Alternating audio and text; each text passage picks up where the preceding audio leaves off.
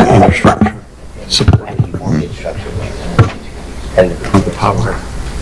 actually, No. just gonna make sure he knows.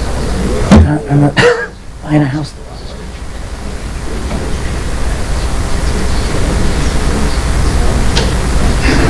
This in this thing too. Is that her too? This is the basement too. This guy here needs put two in his parking lot. I guess. I don't know.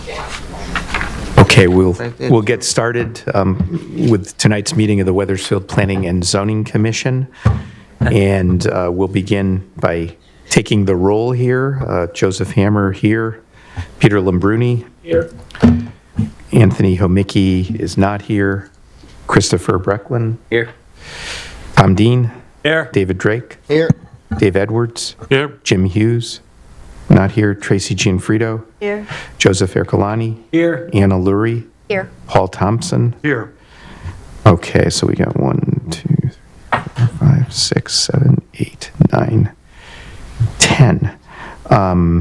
So I guess, well, actually, we're not really taking any actions tonight. We do not have a public hearing tonight. We have 2 pre-application reviews, and then we're going to have a presentation on the current status of the Plan of Conservation and Development. The first pre-application involves 1,000 Silas Deane Highway. The second one involves 207 Church Street. If you want to come up for 1,000 to the podium and please introduce yourself. And before we get started, for both pre-application reviews, just want to make clear that this is an opportunity for a potential future applicant to give us a little background on what it is that they're proposing to do. It's not a formal application. We don't take any formal action. We might provide some comments and thoughts and feedback, but it's not a binding process or a formal vote. With that said, I'll turn it over to the applicant. Sure. Thank you, Mr. Chairman, Commissioners, and good evening. My name's Dave Hoops. I'm a lawyer with offices in Hartford. I represent the applicant, KCH Trading, LLC. With me here tonight is the principal of the applicant, Mr. Ken Chang, and also Dennis Godare, who's a landscape architect with Freeman and Companies. We'll try to be brief since this is not a public hearing. We do appreciate the opportunity for some feedback.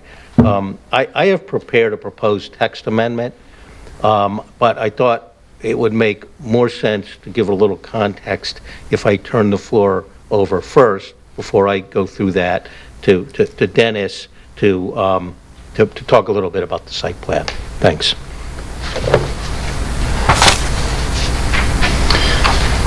Good evening. My name is Dennis Godare. I'm the Director of Land Development for Freeman Companies. As Attorney Hoops had mentioned, I'm a landscape architect. I'm also a certified planner. Our office is located on John Street in downtown Hartford. I believe in your packet you have some floor plans and a site plan of the building and in the surroundings. I'll take a moment site plan. And for context, and to recap some of the concerns that had been expressed leading up to us being here today, circulation on the property, particularly the north egress point, with ensuring that there would only be a desire to have only be a one-way in rather than the proposed exit or dual because of the adjacent property. Excuse me, could I just ask you to maybe get slightly closer to the mic? It's a little hard to hear you. Okay, is this better? Okay, so it was the circulation, landscaping, and enhancements along the Silas Deane Highway frontage, which is certainly important to be consistent with your POCD and the master plan that was done roughly 15 years ago, as well as some of the details of stormwater, and then there's also the use issue as well as items within the building related to fire code, which those are matters that would be addressed at site plan should we be moving forward, which we hopefully will. But first is the amendment that we are here to discuss with you. On the site plan, I just want to focus in on explaining what is before you. The plan shows an entrance and an exit on the southern property, or on the southern side, that curb cut, and an egress only on the north side. So the circulation patterns would be for the front entrance would be you'd pull in from the south side and you would turn left into the parking. You could then go up to the top and turn to the right and go circulate back around the building. Or if you're in a parked spot, you could back out of your spot, turn to head to the south for the egress. The frontage would be enhanced with landscaping, street plantings, landscape plantings, both perennials and ornamentals. As you know, the building has a rather large facade, a blank wall, if you will, on one side. And I'll pass this out as well. This was not included, but this is a, sure, thank you. What Attorney Hoops is passing out is the elevation of the front of the building. It's basically masonry right now with that light beige yellow color and masonry block, somewhat of a decorative block where the office entrance would be. The proposal is to provide a architectural aluminum siding over the front block area to have a brick coloring to it, and then a cleaned facade roughly of the same color, but that blank wall on the site plan, you'll see this landscaping in front of it. It would be a mixture of plantings that would be large enough but narrow enough to grow to help break up that massing. So there would also be crosswalks provided for safety in the walkways, decorative lighting as well to also help enhance the streetscape. And the signage, which is somewhat of a generic sign right now in the building, would be an element that would also contribute to the architectural element. As David, Attorney Hoops will mention and talk about later, the regulation amendment discusses an alternative to parking for this type of a use at 2 parking spaces per 1,000 square feet. The site plan accommodates 86 parking spaces, and there's between the rear of the building and the front of the building, and there would be dual entrances both in the front and in the rear for patrons, visitors. The service area will be located in the same location in that southeast corner, and a large trailer truck could come in to the site via the south entrance, as they do now, pull up and maneuver and back into the loading dock. To exit, they could pull up, and there's a diagram. You can see the turning movements on the plan. The vehicle can pull up, sort of take a left towards the back of the building, straighten out, back up towards the south property line, and then turn left and swing back around to take an exit out of the property back onto the Silas Deane from that south entrance. So there would be no reason for them to maneuver around and have any potential conflicts to the northern property that is shared. As I mentioned, the property would have 86 parking spaces. We have inside the building roughly 42,000 square feet of display area for the retail element of the grocery. I think in the back of the property, you're probably aware, but there's the high tension lines in the utilities corridor that we do not anticipate, and we're not showing any use of that property, even though I believe it's kind of used haphazardly now, informally, but we're not anticipating that there's any reliance on that at this time. Yeah, I think as far as the vision for the plan is very general, conceptual at this level. I also think that the regulation that Attorney Hoops will discuss is consistent with your POCD, which is an important component to such an amendment. The Silas Deane master plan actually has in the vision an adaptive reuse type regulation. This could be a mechanism to help implement that and be a start of that component, and could possibly be applied to other properties, or at least as a foundation for other properties for rehabilitation as well. I think that'll cover my side, and turn it over to you. Okay. Yeah, I guess we'll give an opportunity to ask some questions, and I guess one that I just had leading out is, what's the total gross floor area of the entire building, and what's the portion you're proposing to set aside for future use that wouldn't be part of an application right now? The entire building square footage is roughly 100,000 square feet. Okay. I think plus or minus. It's like right on that borderline. Within there is, as I said, roughly 42,000 square feet of retail. There's, on top of, in addition to that, there's storage space. When I say storage, it's there's freezer space and storage for the facility as well, for their dry goods as well. I don't know if you have any. What kind of retail goods would be sold? This is anticipated as grocery. Would it be open to? Specialty type grocery. In this case, the sale is Asian food, focus on Asian food. And would all the products be pre-made and brought in from outside, or would there be anything manufactured here on site? There's no manufacturing that's going on, correct? No. Okay. And would it be open to the general public? This is a retail operation, yes. And it would also have some of their clients, maybe restaurants. Okay. Peter, I think you had some. Yeah.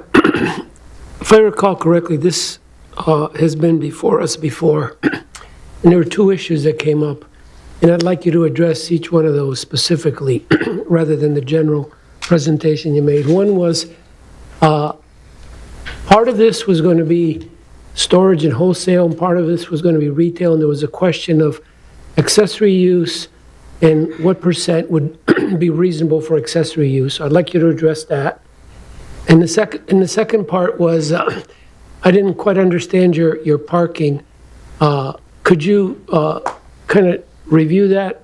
Do you have sufficient parking for this type building, or are you going to ask for some sort of variance on the parking? Under the regulation amendment, which Attorney Hoops can speak to, that amendment suggests 2 parking spaces per 1,000 square feet, and that is what the plan before you proposes to meet that new regulation parking requirement. Are you going to come forward with an amendment for 2? Is that what I understand?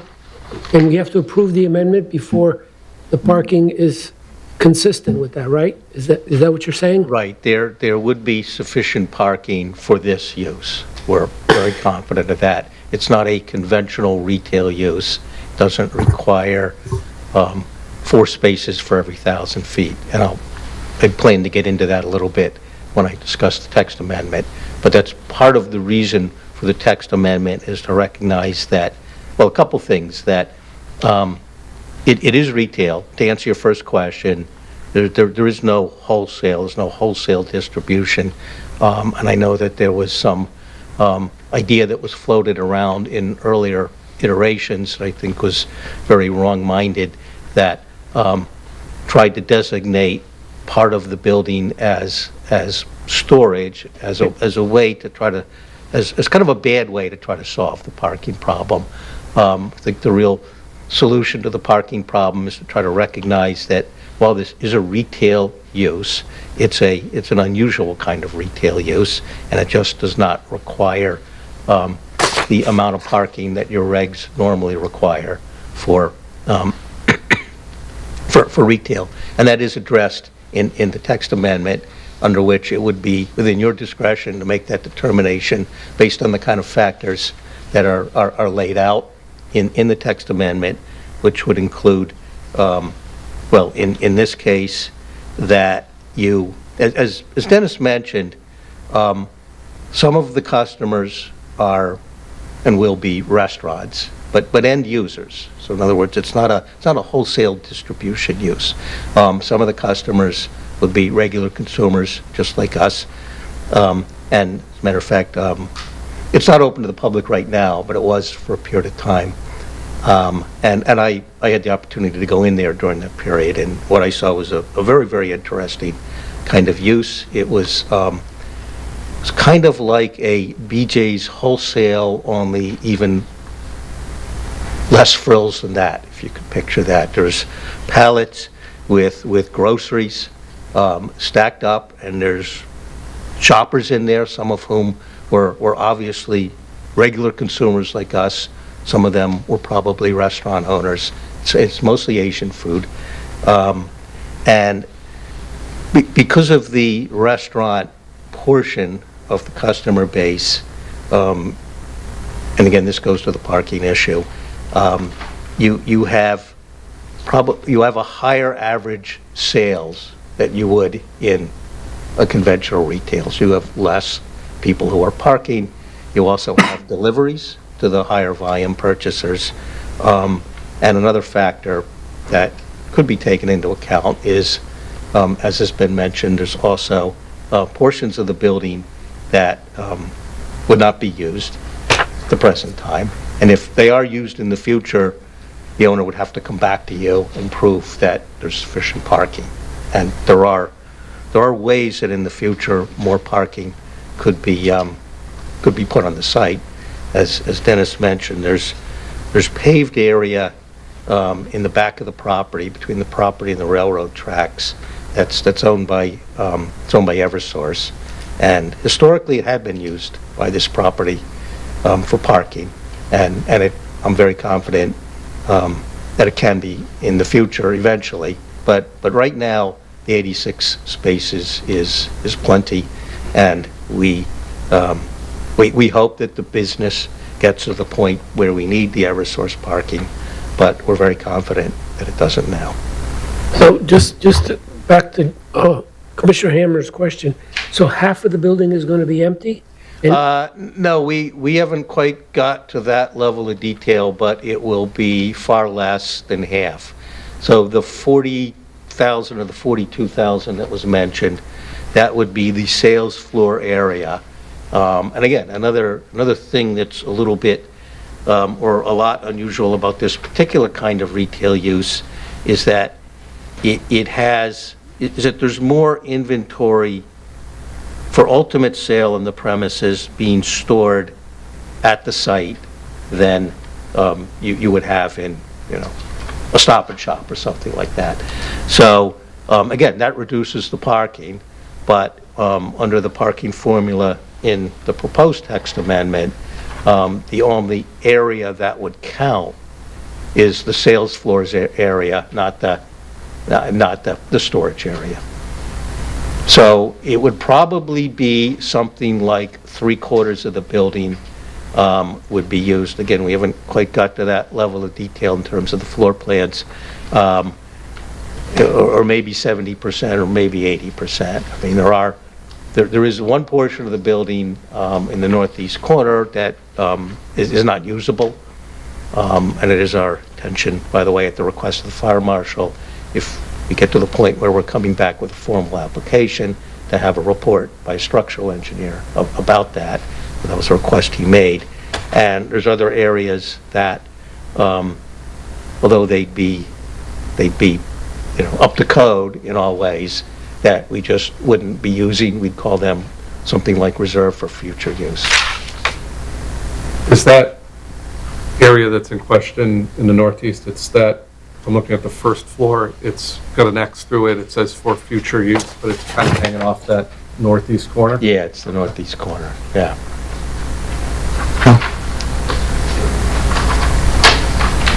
It's probably in here, but I can't quite see it. The lower level, I don't recall being in the back of the building in my days, but is that a basement level, or is it a half basement? Well, it's above grade in the back. Yeah. So I don't know if you call it a basement but it's So you'll have the lower level. stairs for people to shop 2 levels?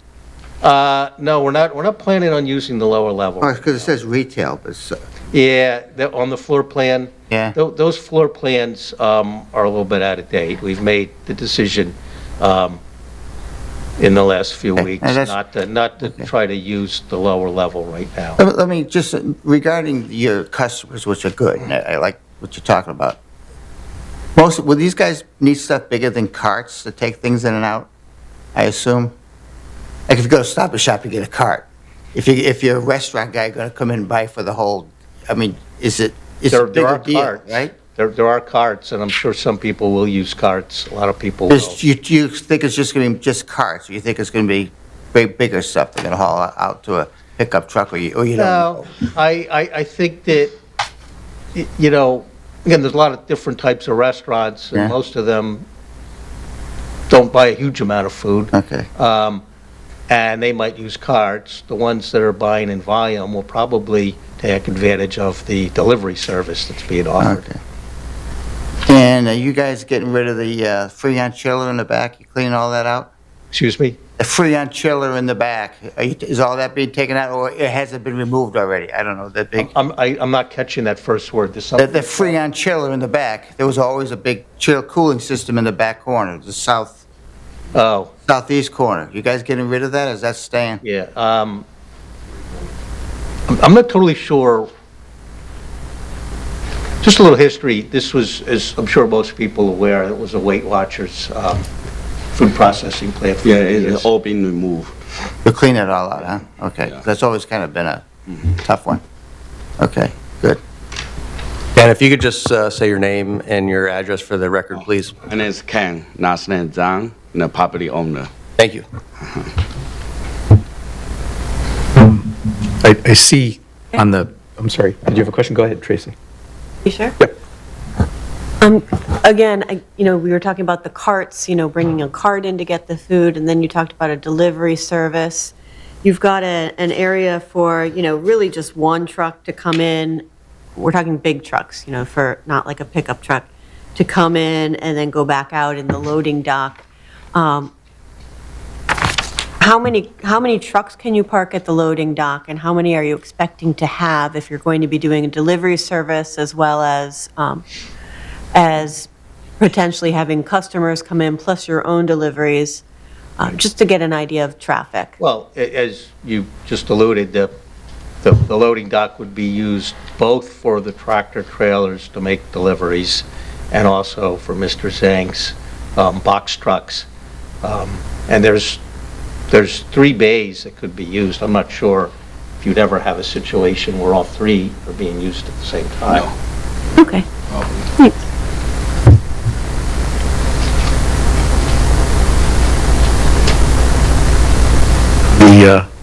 On the lower level plan, you have some area retail You racks. just said it wasn't going to be. Sorry, Yeah, that's, okay. and I apologize. It's a little bit of a work in progress, and we've But- decided not to use the So your, lower level right now. is your approach here that you would start potentially with a zoning amendment proposal, and then if that were approved, come back for special permit and site plan, or were you thinking of trying to do it all at once? We'd like to do it all at once. Right. If we can. And I guess just generally, in addition to what Dave asked about that chiller or air conditioning unit in the back, what level of site renovation would you be doing in terms of, parking lot striping, landscaping? Is there drainage improvements that would be proposed? We would be required to bring the site up to current standards for stormwater treatment, and I believe that is also one of the comments that had been asked for by the town engineer from the prior application. I think we'll be looking more closely too at the condition of the pavement, how much of the pavement needs to be completely either removed, pulverized in place, or if there could be some areas that can be paved over. As I had mentioned, there'll be a close attention paid to the front of the building, the facade, along the streetscape, to look closely at the landscaping and other amenities to help, contribute to the Silas Deane as for a place as well. So we would need to, as a site plan and special permit, we would be, following the proverbial checklist for a site plan and the requirements that the town would hold us, any application to. Thank you. And just to follow up and get to you, Paul, Attorney Hoops, was there anything further you wanted to say on the proposed regulation amendment? I probably hit a lot of the main points already, so I'll just say a couple things. First, I want to stress that when you're looking at a text amendment, obviously you're looking at it from the point of view of whether, as a general proposition, it's good for the town, not really from a site-specific point of view. And I do think we pass that test.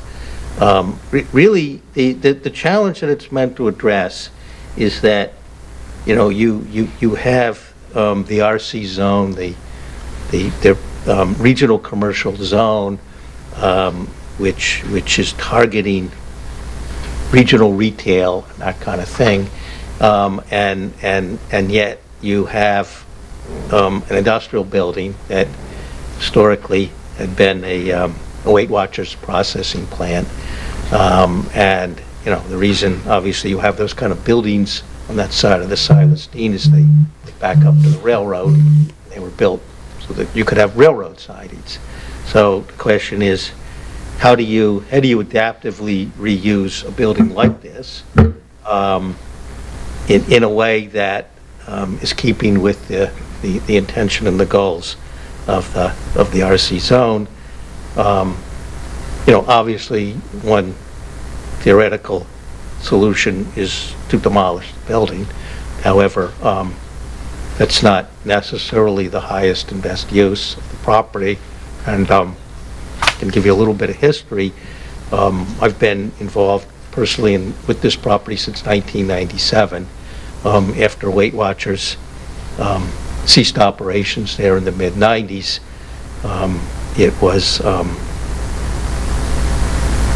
it was looked at as a home for a bottling plant, and the party who owned the property for 25 years got involved essentially as a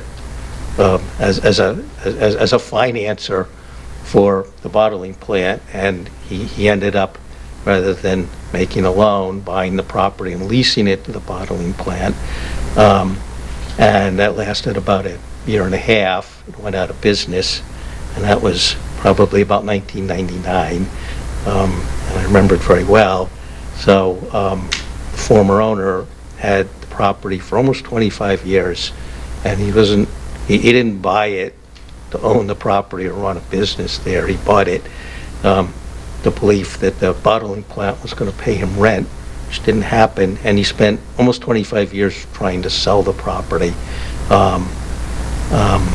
And the problem was that most of the potential buyers wanted to use it for public storage, for self-storage, which is not what the town wants for the Silas Deane corridor. I can tell you, nobody thought the highest and best use of that property, which is a solid building with good bones, was to tear it down. So that's why it was a vacant eyesore for all this time before Mr. Zhang came along. It was ideal for him for a number of reasons, but one of which was cold storage that's in, that Weight Watchers had, which was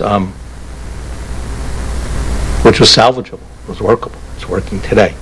So he came along, and there's a whole history of misunderstanding about what he could do there and what he couldn't do, and that's why we're here today to try to fix that and make it right, and hopefully we can.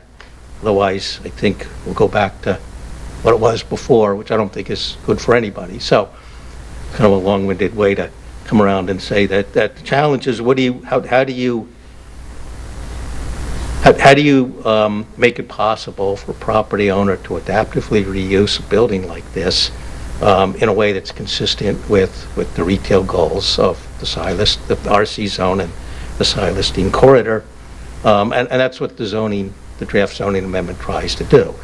So it creates a new category of use that's called supermarket warehouse, which again, doesn't mean it's a warehouse any more than BJ's Warehouse is a warehouse, but that's what it is. You could make it broader, you could call it retail warehouse or something like that, but it's an attempt really to solve the parking problem. And I mean, the reason you have a parking problem is these industrial buildings weren't built for retail uses, they just don't have enough parking, so what do you do with them? You find a retail use that's consistent with the goals for this zone that doesn't need as much parking. And as an aside, I'll point out that one of the things that's mentioned in the section of the 2023 Plan of Conservation of Development as a goal for the Silas Deane Highway corridor is to reduce the parking requirements. I mean, that's generally considered a good thing, to not have any more parking than you actually need. So the requirements under the proposed text amendment are, number one, it has to adaptively reuse an existing underutilized or unused building. It has to be retail, so we're not talking wholesale or distribution or public storage or anything like that we learned, and certainly the former owner learned the town is not interested in at this site. And it does have language that recognizes that that kind of use, in some cases, again, it's within the discretion of the commission, would be within the discretion of the commission on a case-by-case basis, just doesn't need one space for every 1,000 square feet. It also has a provision in there that allows the commission to time limit a special permit that's issued under it, so that if there turns out that despite, what everybody thinks, there is a parking problem, the permit can be revoked. It also allows the commission to take into account that a user is not necessarily going to use all of a building, and that shouldn't prevent a use going in there. And if in the future this reserved space gets used, there'd have to be a solution to any parking needs. And again, it'd be a lot easier to, I think, assess what those are once building's in operation. And by the way, I did mention that there's property in the back owned by Eversource that historically had been used for parking. In fact, if you go back there, it looks like it's part of the parking lot for this building that property owner is working with Eversource to try to secure a lease for. So anyway, that's what the amendment tries to do, and I think it could be, I think it would be a win-win for the town, for the property owner, for everybody. Thank you. So was there a lease in place years ago with Eversource? Years ago, Eversource, that's why it's paved. That Right. Weight Watchers was using that. Right. And Eversource, frequently allows adjacent property owners, or actually property owners who own property under an Eversource easement. This isn't an easement, they own it, but it's the same thing. They frequently allow people to park underneath their high-tension wires. In terms of the reserved areas that you mentioned in the building that wouldn't be occupied right away, would those also be some form of retail use potentially in the future when you come back? They would need to be a use that's permitted in the RC zone. Okay. Whether it's part of the supermarket warehouse use or some other use that's permitted with special permit. And in terms of your language that talks about accessory use can include storage of inventory to be sold at the same premises, so basically starting out with just what you would be seeking approval for, the only goods that could be stored would be goods to be sold in the warehouse supermarket, right? And that language is put in there. We vetted this with staff pretty carefully, and that was a suggestion that came from staff, and it's put in there as out of an abundance of caution. My view is storage that's used to store goods to be put on the sales floor, stored at premises, it's not really an accessory use. Like if you go into a Stop and Shop, they have a they have a storeroom in the back, and I don't think anybody would say that that's not part and parcel of the retail use. But anyway, it's in there Right. so that there can't be any doubt. And in the, during the period when you have the reserve areas not in use, how would you wall them off or block them off to Would be- ensure? They would be walled off. I mean, everything would be to code. They'd be sprinkled and, whatever has to be done, so it's not, I don't want to give anybody that idea, but it would be walled off so that it'd be clear that the public can't go there, they can't be used for storage, they can't be used for anything. Any, Peter? The part that Eversource owns, how many parking spaces are possible? I'm not sure I've counted them, but there's gotta be another 25, 30 that, Say probably 40 to 50. yeah, that you could get back there.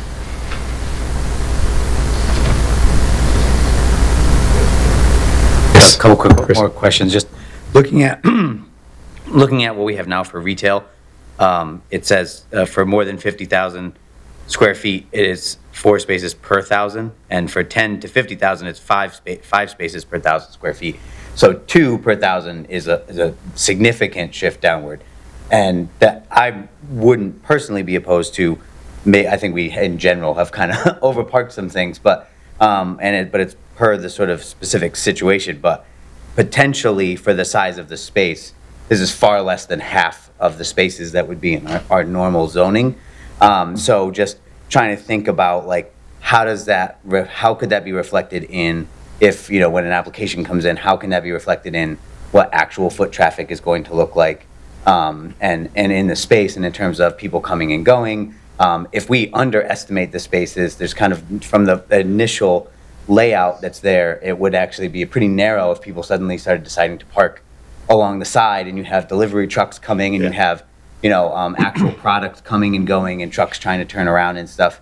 And all of these are one way if people start going. So, do you have an idea of what the foot traffic is to estimate that 86 would be a sufficient number of spaces for not only customers, but also the staff, because there's additional spaces required for the office space? Yeah, that's an art, not a science, and the property owner has pretty good feel for that, and he's the last person that wants to build a business there where people can't park. But I understand that concern, and that's why I built in the provision that allows you. First place, I want to stress that the formula creates a minimum number of spaces, but it's still within your discretion on a case-by-case basis. So it's not like anybody could come in and use this regulation and say that all I have to do is 2 per 1,000, and that's per square foot of sales floor, not everything that's used.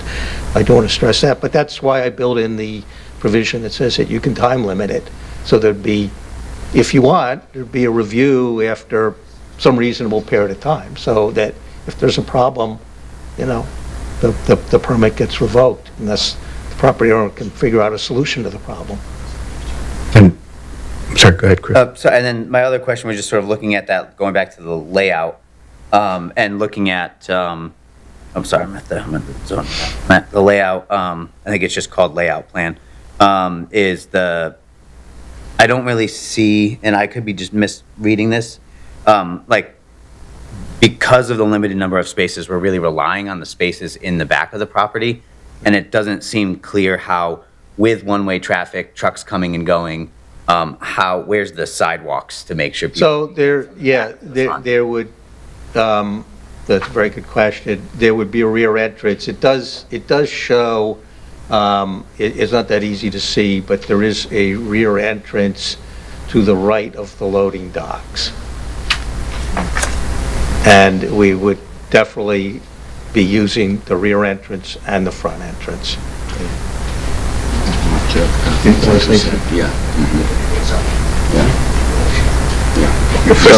First of all, I identify myself. I'm living in the 28 Peach Hill Road, Wethersfield. Charlie here, his English is still, in the process of working, right? So he said, you know, I gave him help. And also I observed this place and also being a customer to the place. So he just wanted me adding something. I think there's a major concerns about parking, right? And the traffic. The gentleman just mentioned that. So I can add in something because he already discussed with me. He really feel there will be question for the distinguished board member. All right. So I'm just adding this because what he sells is it's more like the people already gave the nickname of so-called Oriental Costco. All right. So it's kind of bulky. So you buy that. Usually you probably going to consume probably at least a week or 2 weeks even. So it's not like a stop and shop, you know, the people may be very frequently to visit over there, right? So it's kind of a bulky, but it's not as bulky as BJ or Costco. So kind of a semi, I would say. So it's not going to be a lot of people coming at the same time, first of all. Not so frequently. So I went over there, I would say the maximally I would see probably like 20 cars parking over there. So first of all. Secondly, he mentioned that if the sales amount exceed to, last time he mentioned probably 200, you know, for example, restaurant, so they're not coming. So which means they're not occupy the parking. So he delivered to over there. So that's like a reduce quite a bit parking needs. And also, he mentioned that for the traffic, I asked him too. So you have trucks coming over from New York, Boston, mainly New York. So he say the time, delivery time usually is before the noon. So usually, you know, 10:30 or 11 is done. So the most of a customer is come afternoon or even evening. So he say he can restrict the working time is early, but what do you call this? Operation hour could be later. So that means you can,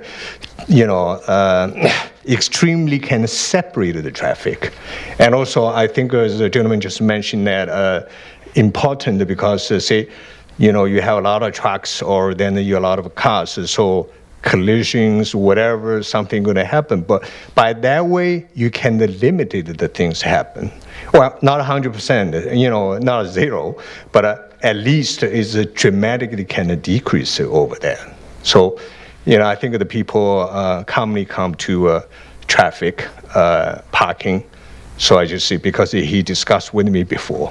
So I'm trying to help him to translate. Also, another head, which I am, is the president of Asian American Business Association. So he came to me, say, give me help, and it happened I'm a resident here too. So just give help.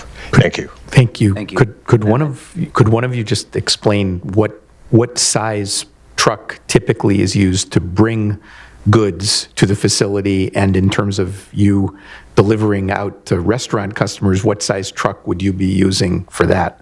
The deliveries to the site are tractor trailers usually. Mr. Zhang's trucks, I think he has a couple of them, are box trucks. And do you know on the incoming tractor trailers roughly how often that occurs? How often do the tractor trailers come? What are you talking about?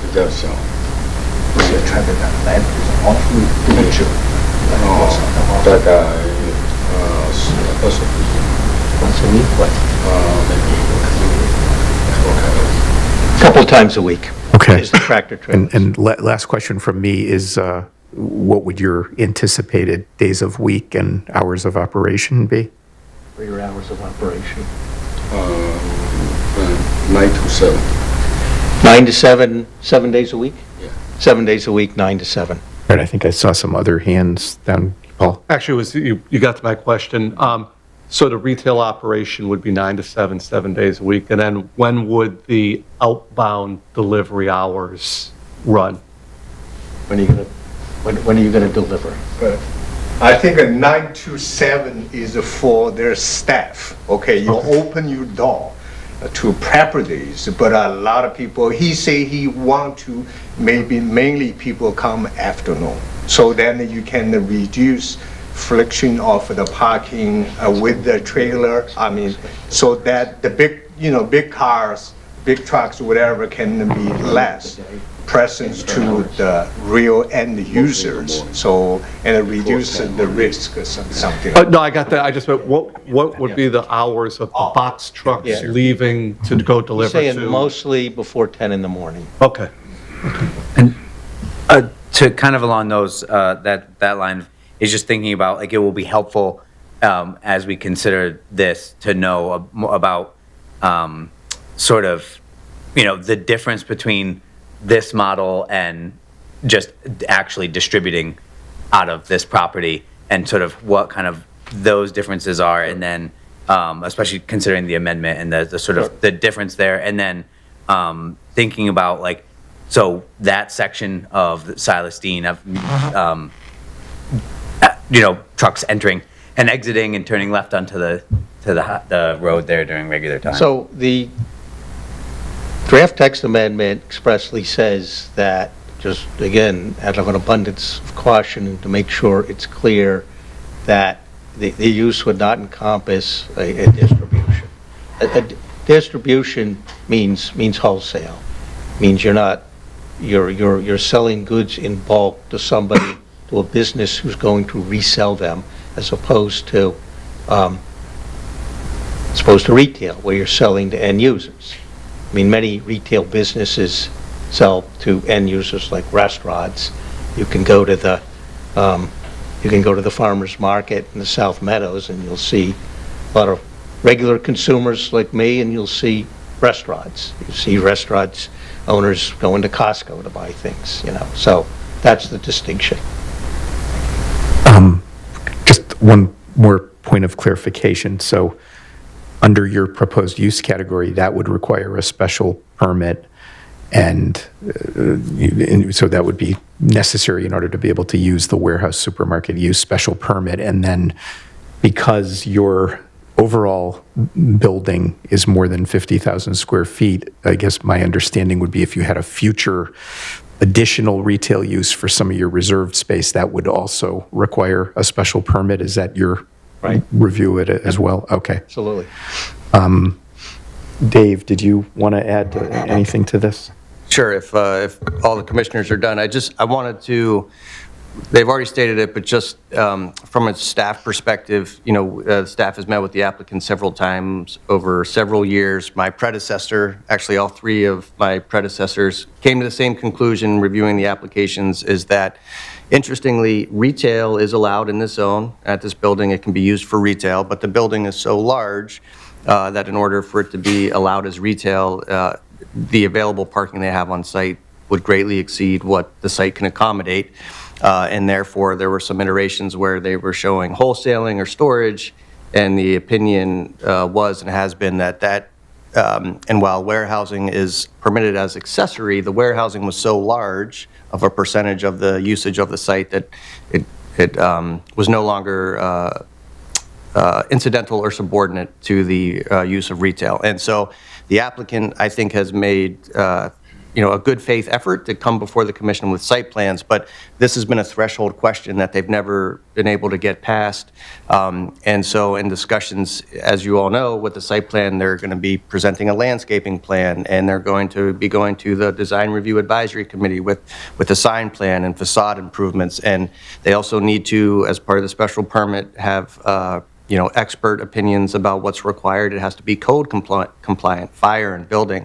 Obviously, this building has challenges in that regard. So the applicant before you tonight, I think, wisely said, before we go through the expense of trying to submit a site plan, let's use the opportunity that the regulations allow for a pre-application, propose a concept to the commission, try to get some feedback, and then based on that feedback, decide if they want to proceed with a zoning regulation amendment and as well as a site plan, in this case, a special permit and a site plan.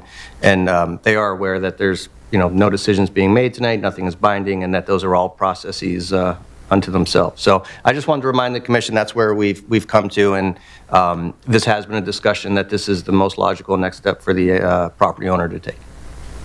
So Dave, I have a question. You mentioned again the subordinate and accessory use. Are they proposing something different in that mix than before with this presentation or not? Different than what exists today, yes. So the definition of the supermarket wholesale combines those two uses together. And although the applicant has said this is not Costco, it is the most similar business model that I can think of to it, where you have inventory that is part of the retail. And currently, we don't have a regulation that allows for that or has a definition for that. So this would allow that large storage and warehouse component to be part of the retail. So this would allow them, if approved and accepted and adopted, to have a definition of the business use that they're currently using in the building, or would be using in the building if approved. Okay. Can I add something? We're really not changing. The use is always, Mr. Zhang's use, contemplated use, has always been the same. What happened is, in earlier iterations of the application, there was a very ill-advised attempt to solve the parking problem by taking the position that storage, not in the sense of public storage or storage in a warehouse distribution sense, but that storage that's used to store inventory to be sold on the premises can somehow be separated out, and then you would apply the storage parking ratio to that storage, which doesn't really make any sense. If you take a Stop and Shop, nobody's going to say to Stop and Shop, well, your little storeroom in the back, your regular retail parking ratio doesn't apply to that. I mean, the parking ratios for retail take into account that there's going to be some storage in a retail use, and it's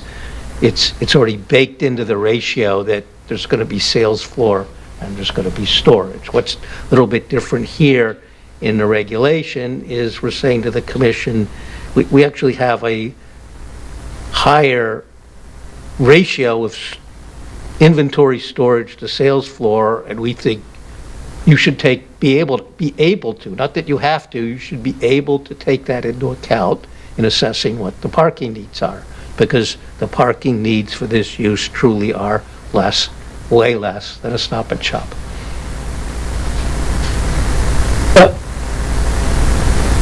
Is there any other business like this that has experience in parking? I know you mentioned that there's, it's a little bit of an opinion here, and, you're making a good case, but has anybody else tried something like this? And is there any evidence?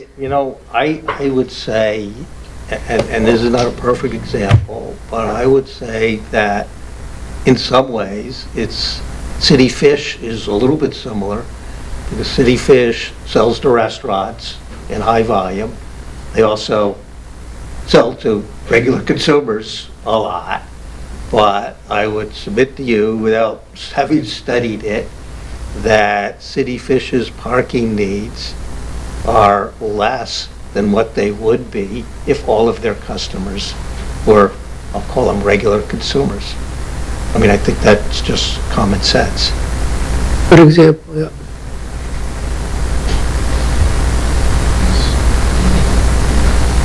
Right, so I guess, opportunity for us to just give comments or thoughts. I think this is a great opportunity for the building. I think it's a good location, especially the big thing is get you in safe.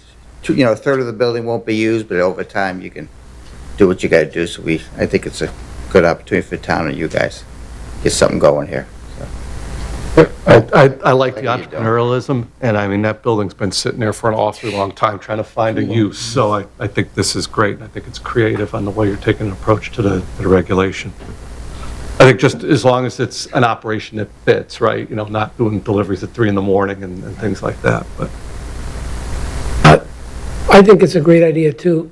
You mentioned this idea of time limit, and, I was kind of wondering, How do you deal with that? If we were to put some time limit just to make sure that this is what comes out, what happens if it doesn't? I mean, would you have to then try to go to Eversource? Is that your backup plan? Well,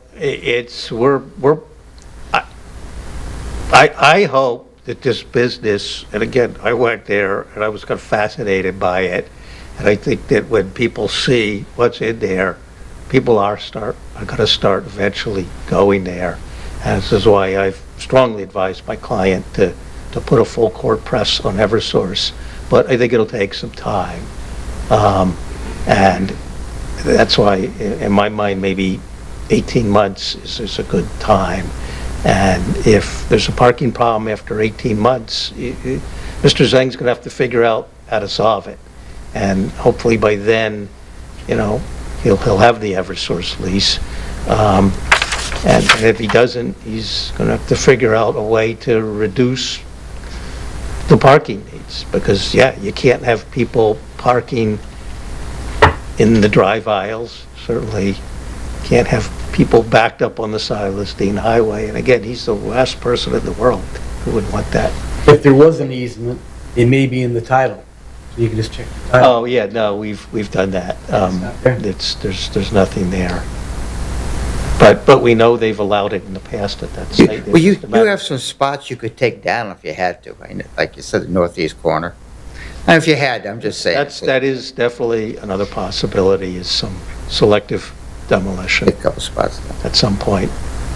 I would add, I think this is positive movement. I think, obviously, if you make a formal application, we really have to look very carefully at the language of the proposed amendment. And I think on the special permit side, whatever information or support for any requests that you might make for the reduced parking requirement being allowed here, any support for that, whether there's, data you have on similar uses someplace else, or whether there's a, I don't know whether if you looked at the ITE parking, anticipated parking demand under different use categories, if there's something that would fit the Costco mold that would be supportive or not. But again, I think that would be something we'd be looking at. So I think this was a good step, a lot of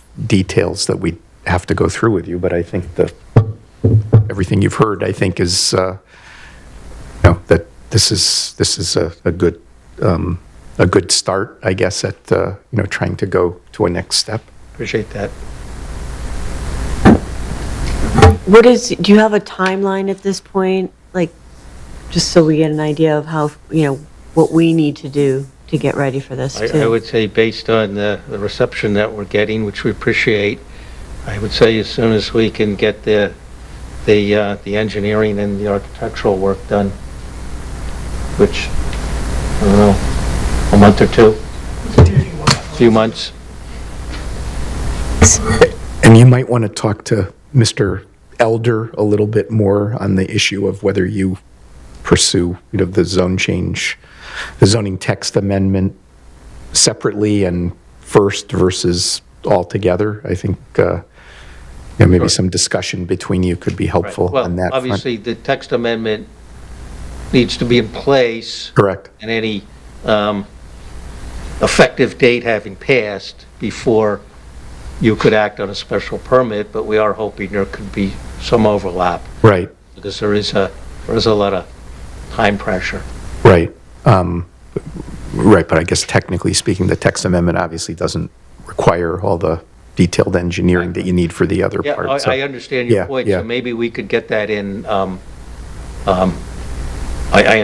so I mean, it's just something to think about and maybe talk with I get staff. it. Right. One other question I didn't ask that just occurred to me is just the anticipated number of employees that would be at a facility such as this?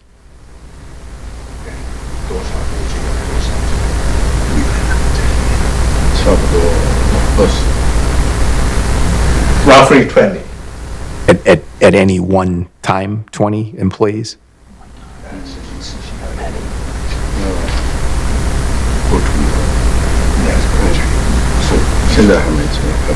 But that's that's a planning, but right now they don't need, because depending on the needs. Yeah, this is I familiar with that place. So they basically something delivered from New York, right? So they sell, maybe somebody buy the box, or maybe few boxes, whatever. Some people maybe say half, whatever. So it's you don't need too many manpower. In other words, so it's not like you go to a Stop and Shop. Each you have a sector, whatever. The people you can go just pick it up what you want, or you call in and say how many boxes we need. Right. So the restaurant always do that way. So then he just deliver to over there. Okay. So it's probably 20 in the full. Depending on the needs. Okay. By the way, I can tell it's very well received. So somebody even drive an hour and a half to buy from there, because I would say that's a unique. It's not too many of the people supply to these. So that's what I'm just saying. It's well received. And also another thing is nobody going to drive an hour and a half each day. So usually they buy it maybe half a month after come back. So that's going to reduce the parking. Okay. Well, I think we look forward to seeing, an application from you. Thank you very much. Thank you. Thank you. For your time. We're just going to take 1 minute. We need to drop down the screens and turn on the projector, so just bear with me 30 seconds.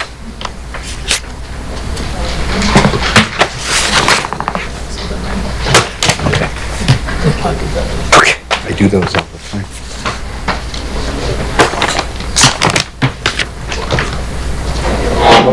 Yeah, I know. Bad groceries. They better have them. When did that kind of but I would like I'm definitely going to go into it. Were you here the first time? No. I'm still recuperating from whatever it was I had. I know, I got it. Feels like there's a never-ending string of things going around. It does appear some, weird viruses or something. Last week, I had my allergies knocked me out. They all came on at once. I was like a weird virus. Awful. Here. Coming back. You sure? Yeah, he is. Give him a minute. Gotta take half the building down.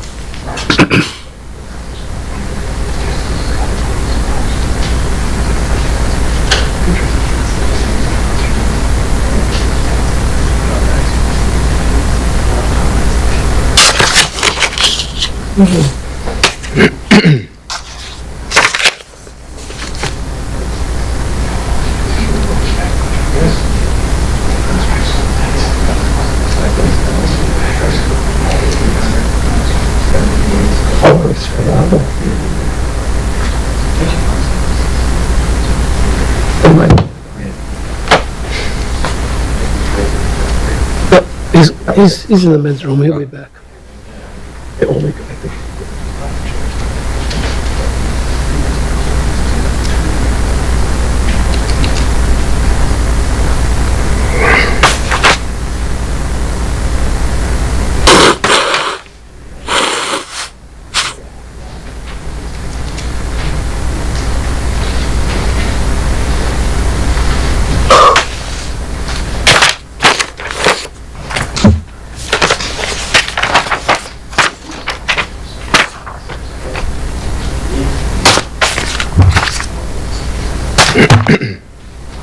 Attorney Alter, take it away. Thank you, Mr. Chairman. For the record, my name is Peter Alter. I'm a lawyer. I practice law in Glastonbury with the firm of Alter, Pearson, and Hope. Together tonight with our project engineer, Seamus Moran, and our architect, Aaron Butler, we want to present to you a preliminary concept of the redevelopment and readaptation of 207 Church Street, the clearinghouse auction gallery buildings that have stood empty for quite a considerable period of time and have suffered some damage as a result. And so the owner, our client, the owner applicant, is coming forward with a plan to preserve the historic elements of this building and to propose a mixed use to occupy portions of the building. A portion of it will be general office use. Another portion will be a restaurant. Another portion will be a place of assembly. And both the restaurant and the place of assembly will also seek to secure approval from this commission to allow alcoholic beverage sales and service. The building has some remarkable architectural elements, but it also has some significant challenges. The state of Connecticut, DOT owns the area that you see outlined in red. There is an easement over that area that allows access. Those of you who are familiar with the clearinghouse operation when it was in full swing know that you would enter the site through that driveway and typically park in the rear parking lot. We have the railroad to the east. The Beaver Road commercial development is to the south, and although there are areas fenced off now, there is a connection between the parking lot for the office building on Beaver Road and this parking lot. The Beaver Brook runs along the westerly side, but that's also encumbered by substantial CL&P high tension power lines that run north-south all along that side of the Silas Deane Highway and the railroad tracks. Same power lines that were referred to by the prior application further to the south. So that the site presents challenges to us. We're not in the historic district, although we are exactly on the edge of it. The building is to be substantially maintained. Aaron Butler, our architect, will talk to you about the plans for the architecture and the use of the various portions of the building a little bit later in this presentation. Part of the effort that the owner is making, although we're not in the Wethersfield Historic District, is to gain inclusion on the National Register of Historic Places, so that it will qualify for certain tax advantages by that qualification. And I know this commission has seen other buildings that are subject to the rigors that are placed on buildings that go on the National Register, and that process has already begun, been started by the applicant and its representatives to bring that forward as an opportunity to help the economic support of this substantial opportunity. The building, as you can see when you look at it from an aerial view as here, obviously was added onto many different times by some people with architectural viewpoints and apparently some without, but it particularly on its north face and its east face has a substantial historic quality that I don't think anybody wants to lose, including and especially the owner of the property. There are some wonderful architectural features.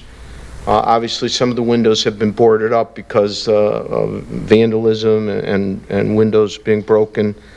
But you'll see when Aaron describes the architecture that a great deal of that will be restored to its original opportunity and presentation, both to the Church Street frontage and also with its most significant view, which is when you're traveling to the west on Church Street up towards the Silas Deane Highway. You can see the entire east side of the building at that point. The town center zone is the zone in which this property is located. We'll show you the limits of the historic district, which are obviously on the far side of the railroad tracks, separating the residential areas further to the east from this property. And as we all know, that railroad is now back to being an active railroad activity with trains scheduled on a regular basis to use that track. A significant part of our proposal contemplates these mixed uses. Each one of them is permitted under the zone by way of a conditional use, permitted only after special permit approval by this commission. Offices would be approximately 13,310 square feet. Its hours would be 8 a.m. to 5 p.m. The restaurant would be a sit-down restaurant with an outdoor dining element. I do want to mention that the plan at the moment you see is, you see the words mobile kitchen. When you see the floor plans, you'll notice that there is no interior kitchen within the restaurant. The idea would be that a mobile kitchen will be brought on site. Customers of the restaurant will come in, order, sit at tables, be served by wait staff, but the food preparation will be done through this mobile vehicle that comes to the site ready to prepare meals. It's not a food truck where people line up and order their meals from the truck and then wait and take it off the window in the truck. It's literally a mobile kitchen that wait staff would be gathering the food and delivering it to people sitting at tables. Aaron will give you a preview of what we see right now is about a 2,800 square foot restaurant facility serving breakfast and lunch, and then dinner in the hours that are indicated right now as we contemplate that. Finally, there would be a place of assembly, about 6,000 square feet. That would be a venue that could be used for performances. It could be a musical performance or other performances or gatherings. Again, that would have, we would propose that it has its own liquor license separate from the restaurant liquor license, so that we would need special permits under your regulation for the service of alcoholic beverages, both the restaurant and the place of assembly. This is just a review of your regulation indicating that the uses we propose are all conditional uses permitted after special permit approval by the commission. So everything that we would propose would be presented as one application seeking special permit approvals for each of the mixed uses in accordance with your regulation. We do have one issue that I need some guidance on in terms of parking. Seamus will go into this in greater detail, but we have about 130 spaces on our site. We have entered into negotiations with the owners of the Beaver Road property immediately to the south that is physically connected by a driveway to this parking lot, and have discussed with them leasing on a long-term basis another 40 spaces. That building is way over parked. If you go back there, they have a sea of parking around that building that is really very, very much underutilized. So we feel that we can address the needs of all of these uses through a shared parking arrangement, which I'll talk about in a minute, and a long-term lease for the additional spaces to the south. There's a unusual language in your parking regulation that says that you can have parking on another property if it's within 250 feet of the site that you propose to utilize. However, and it's the language that that sort of confounds me. It's outlined in red here. Parking spaces may be located on another lot within a radius of 250 feet of and in the same zoning district as the use which is intended to serve. I'm not exactly sure what that means, but I will, in the interest of full disclosure, the Beaver Road property is in your general business zone. It's not in the town center zone. If you look at the use table in your regulation, every use that we propose in the town center zone is identically listed in the general business zone under the same terms, that it requires a special permit for use. So exactly the same uses are permitted in both zones. So what I would like to know from the commission is if you agree with me that in light of the fact that the uses we propose are permitted in both of the zones, that we don't have to take any other steps to utilize the 40 spaces on Beaver Road as part of the park to meet what we think will be the parking demand for this use. The alternatives are not particularly attractive. One would be ask you for a zone change for this piece to general business, ask you for a zone change of Beaver Road to town center. We don't own that property, and that would be sort of adverse to the people who own it. Or I suppose we could try to go get a variance on the basis that the fact that both the uses that we propose are permitted in both zones seems to work against the language. Frankly, I think this language was developed to prevent someone from trying to park in a residential zone for a commercial use. I think that's what the intention of that regulation is, that if you have zones that don't have the same uses, same parking demand, same opportunities, then maybe you don't want to have long-term lease arrangements or agreements for parking. So we need to know, and it would be very helpful, obviously, if the commission could give us some guidance tonight, if you agree that our interpretation of the regulation is not adverse to you, or if it is, what you would suggest. Is the 40, I think you said 40 parking spaces at the Beaver property, is that within 250 feet? Yes. Yeah, it's So you're within the radius, It's right? contiguous to our piece. Okay. They're Yeah, I know the area, I just Right. didn't know if it was Yeah, close enough.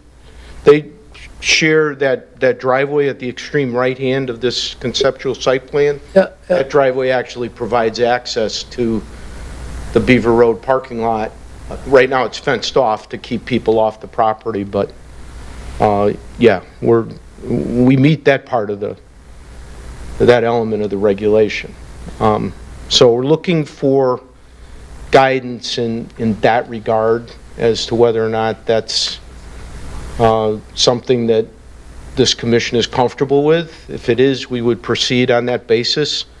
If it isn't, we would then want to discuss with you what relief you see as the most appropriate opportunity. Certainly a zone change on the Beaver Road property would not be one of them. At least I don't think so. So that's one issue that we have. In a prior application, when we did the Borden multifamily mixed-use building with the old Equity Bank building. We provided the commission with an analysis of shared parking to demonstrate that we didn't have to provide the parking for each of the uses separately in order to comply with your regulation. We intend to propose the same kind of shared parking for this parcel as well.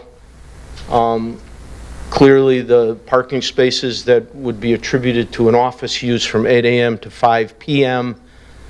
would be spaces that would be available from 5 p.m. until either the place of assembly or the restaurant closes, so that we think that we can demonstrate through a shared parking analysis that the number of parking spaces we propose will be adequate for the uses that we propose to have on the site. We've done some rough numbers. Really don't want to go into the deep dive of all the parking numbers that we've analyzed, but we think that there are two elements that we're going to ask for. One is that you agree that we can use a shared parking analysis for the site, and the second is that it also qualifies for consideration of the 15% reduction that your regulation permits. Seamus will talk to you about low impact development elements that he's already incorporated or will incorporate into the plan, as well as obviously the restoration and adaptive reuse of a historic building, both of which I think are elements that would give rise to consideration by this commission of a reduction in terms of parking spaces.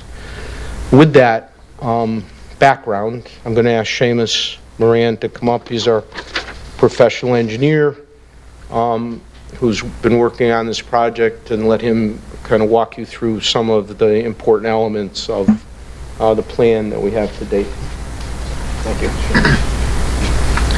Good evening, Commission. Thank you for your time tonight, and thank you for having me. My name is Seamus Moran. I am a professional engineer in Connecticut. I work for H&H Engineering Associates out of Mystic. And what we've been doing on the site is, obviously, I'm sure everybody's familiar with the site. It's fully developed. The pavement goes even beyond what you can see. We did some testing, and it's almost to the river, to the brook. So the site is about 85% impervious coverage right now. There's no stormwater management improvements. There's roof leaders right to the ground, and that sheet flows overland to the brook or to the train tracks.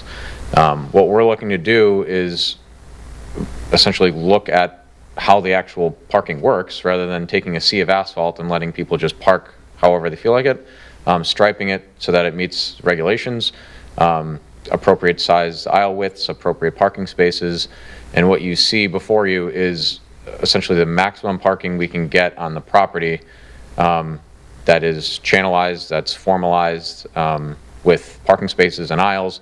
And by doing that, we can eliminate almost 0.3 acres of asphalt from the property.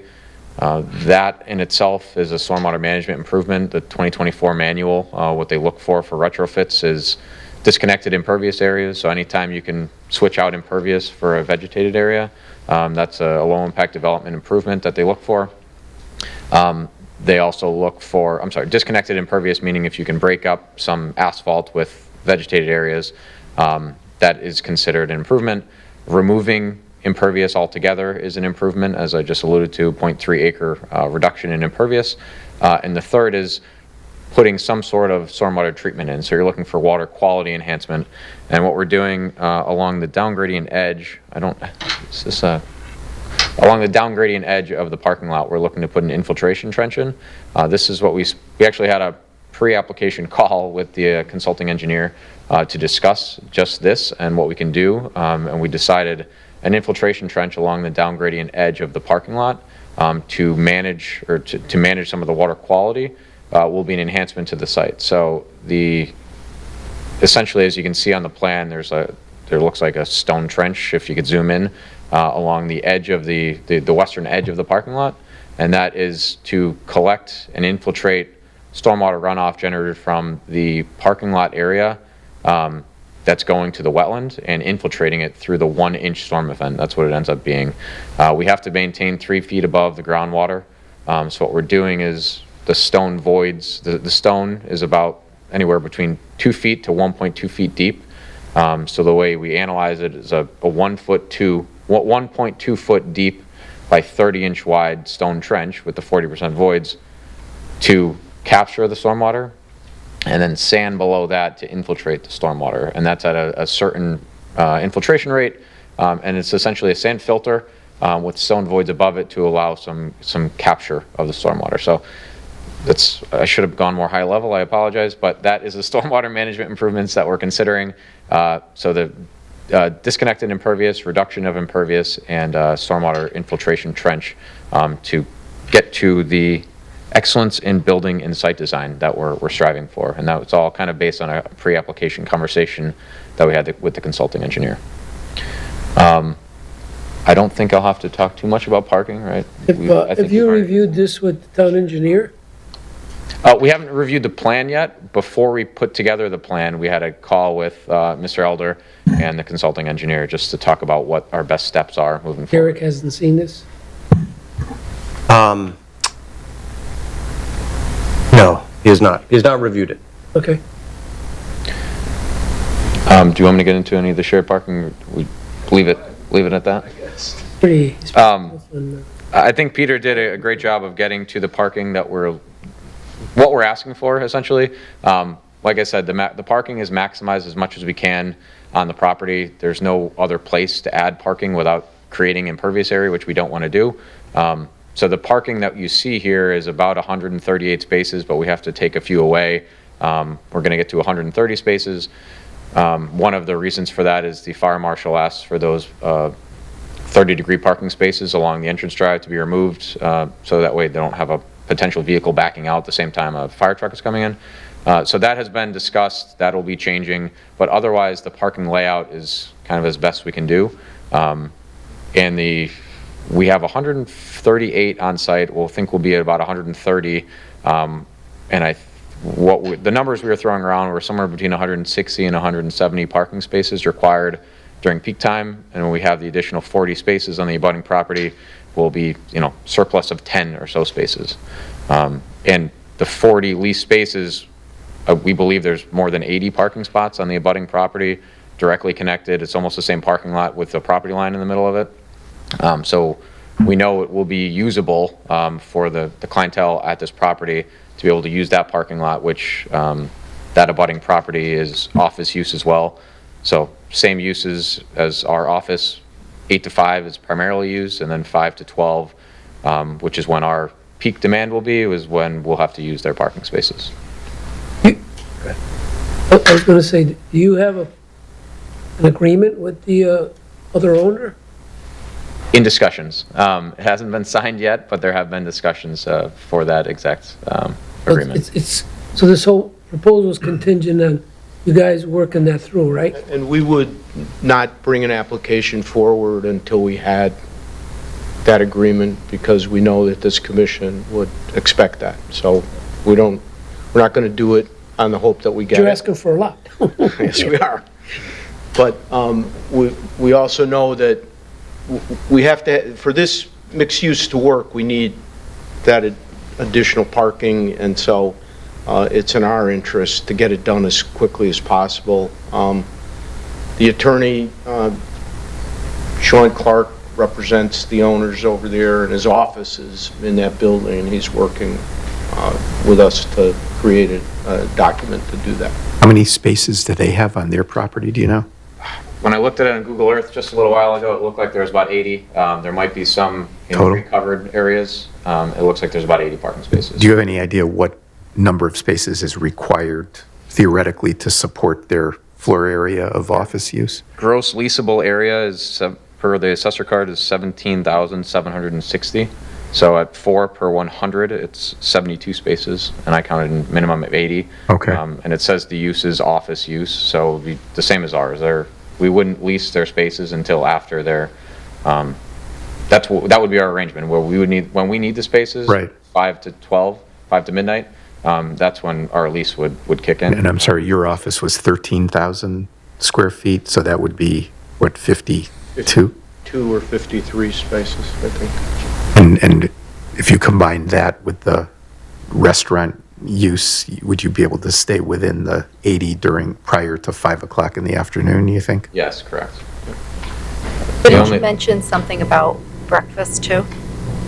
Yes, the restaurant element here expects to offer breakfast and lunch from 7 to 2, and then dinner starting at, I think, 5 to 10. Maybe you'll get to this, but how many seats would you expect in the restaurant?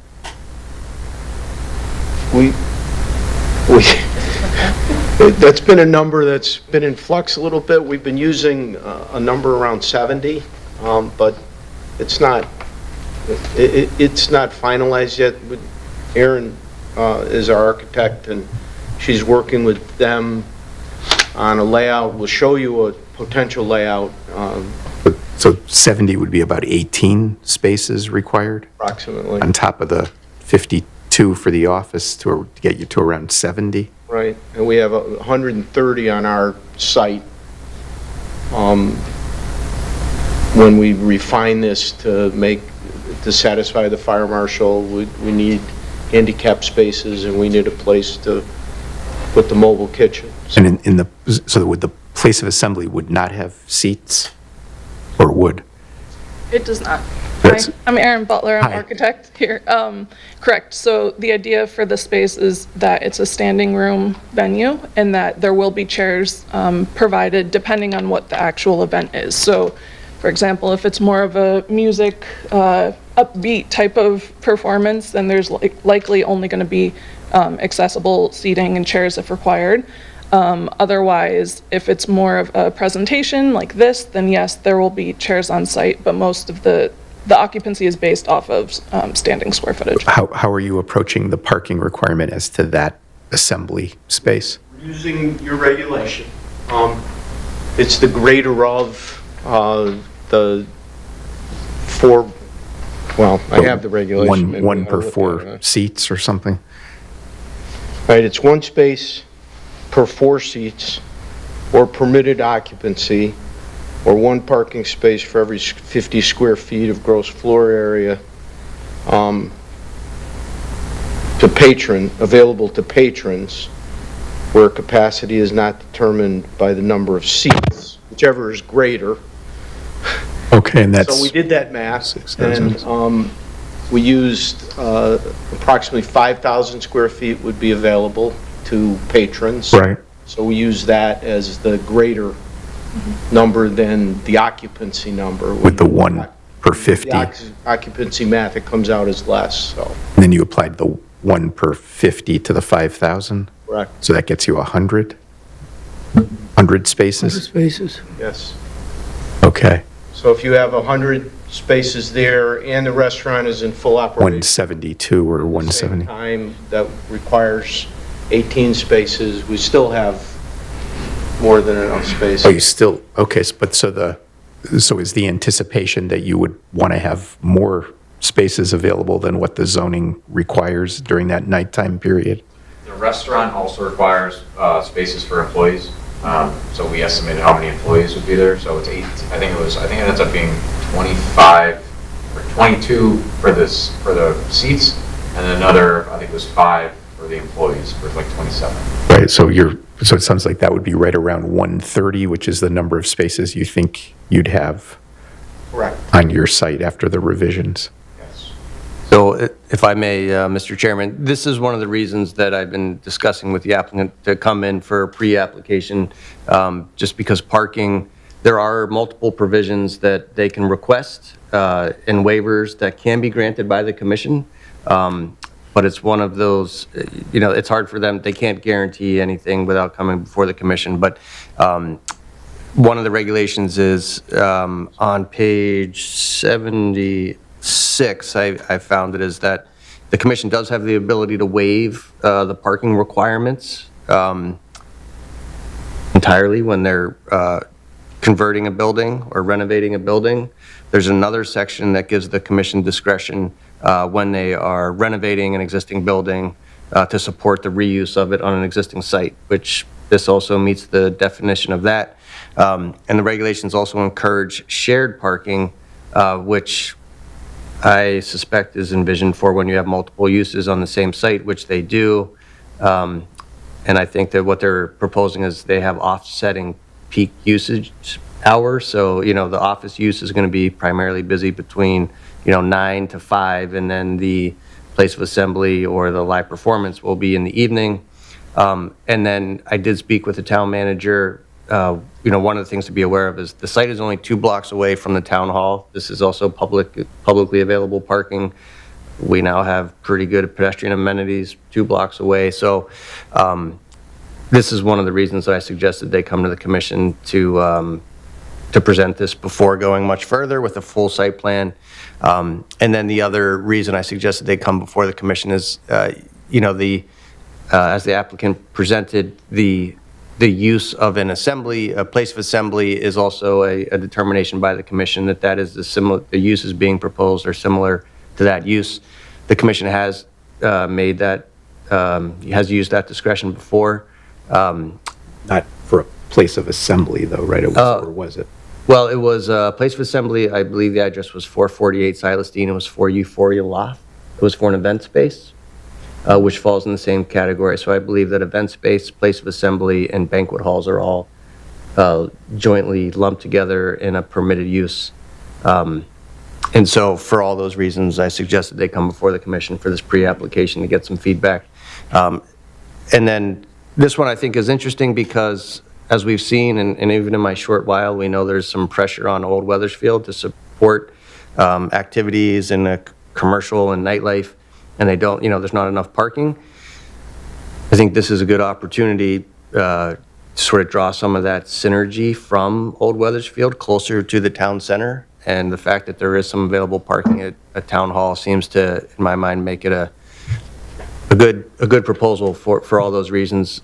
Music, part of the live performance, I think, is a consideration. I have spoken to the applicants. I have spoken to the potential person to use that space. We do have regulations that require a lesser decibel after 10 p.m. as measured on the nearest residential properties. Those are across from the railroad tracks. They are aware of that. The live performance is going to be inside, but the volume is something that's going to have to be monitored and regulated by the tenant. And so for all those reasons, I suggested they come before the commission to present a concept before they go forward with a full application. To the place of assembly, again, Attorney Alter, I understand when you apply the 1 per 50 alternative for the parking requirement, you get to 100 people, or excuse me, 100 spaces based on the 50 per 1 per 50. Mr. Chairman, just so there's no misunderstanding, we will present you with an entire analysis showing what's going to apply. It may be that the occupancy will control when we get done with the fire marshal and the rest of that, and if it is, then we'll present all of that.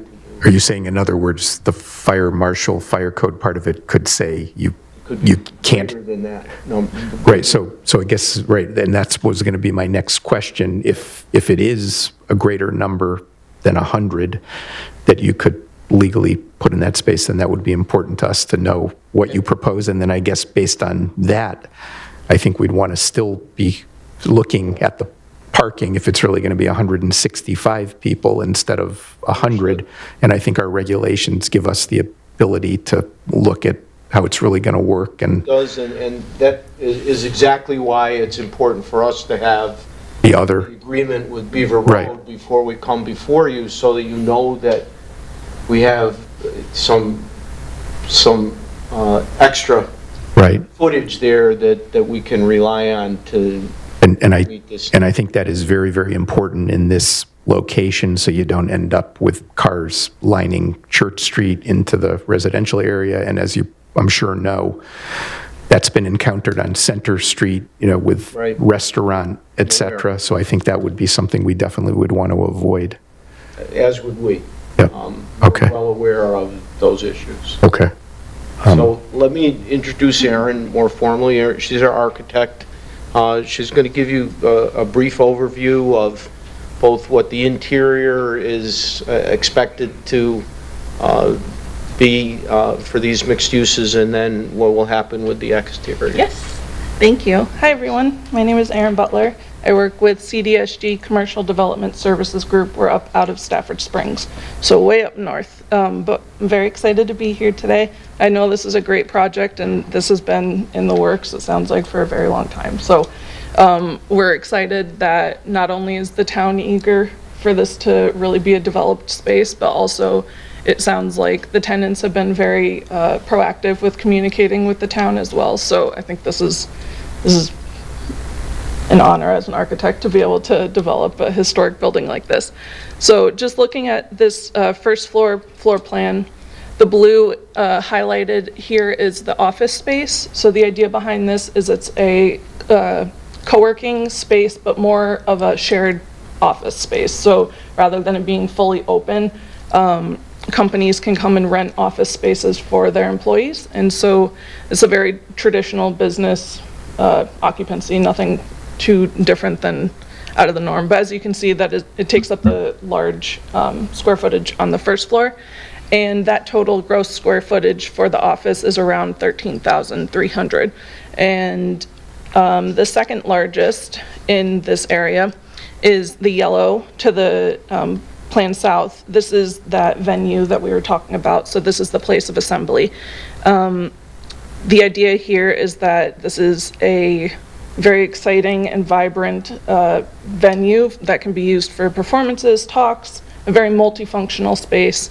And there's also going to be a bar, a location for merch for if there are any touring bands that come through.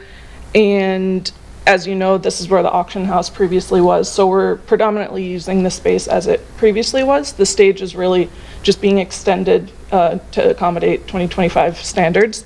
And off to the plan right is the restaurant tenant. So for here, we are proposing a new outdoor patio.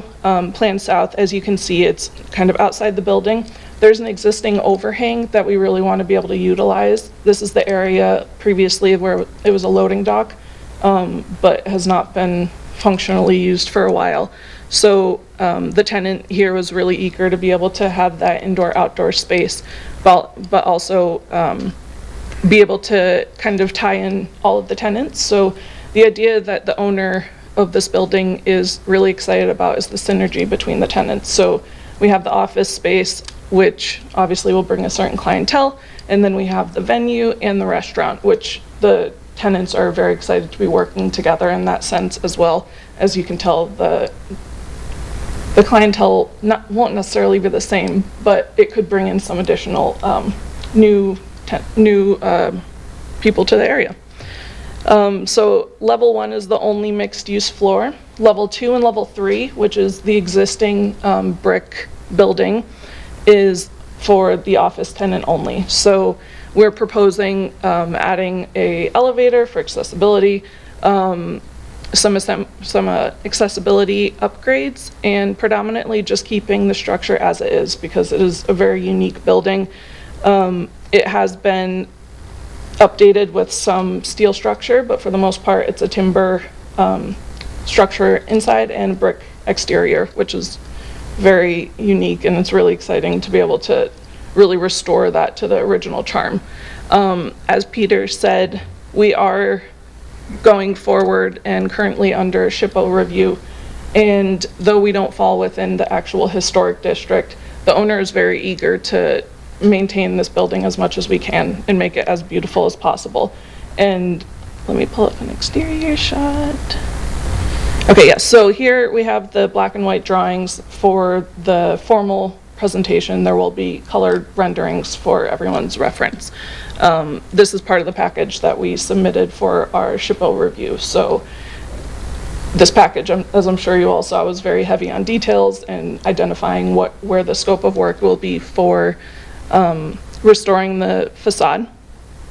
So the north elevation, Church Street, predominantly is staying the same. As Peter had mentioned, the north and the east sides really haven't had any additions at all. And so we're planning on repointing the brick, cleaning the brick.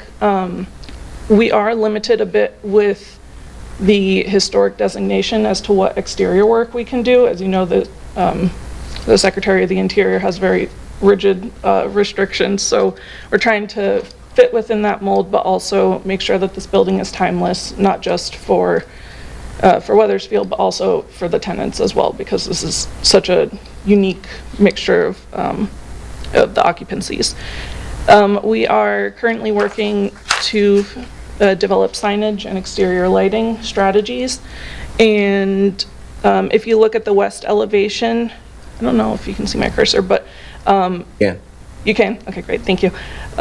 Due to the new elevator that we're proposing right now, there's only these extremely unstable stairs up to the 3rd floor. So in part of those adjustments, we will be providing a new roof gable, which we've been working with our historic consultant who's working on the SHPO submission to really make sure that we fit within those guidelines of the Secretary of the Interior. Here we are proposing there being some contrast to the existing brick facade so that we maintain the true nature of the building and just really identify what the add-ons are, kind of similar to how the other additions on the 1st floor stand out in a way that isn't too distracting, but that it isn't the same. We're not trying to match. And here you can also see that new patio.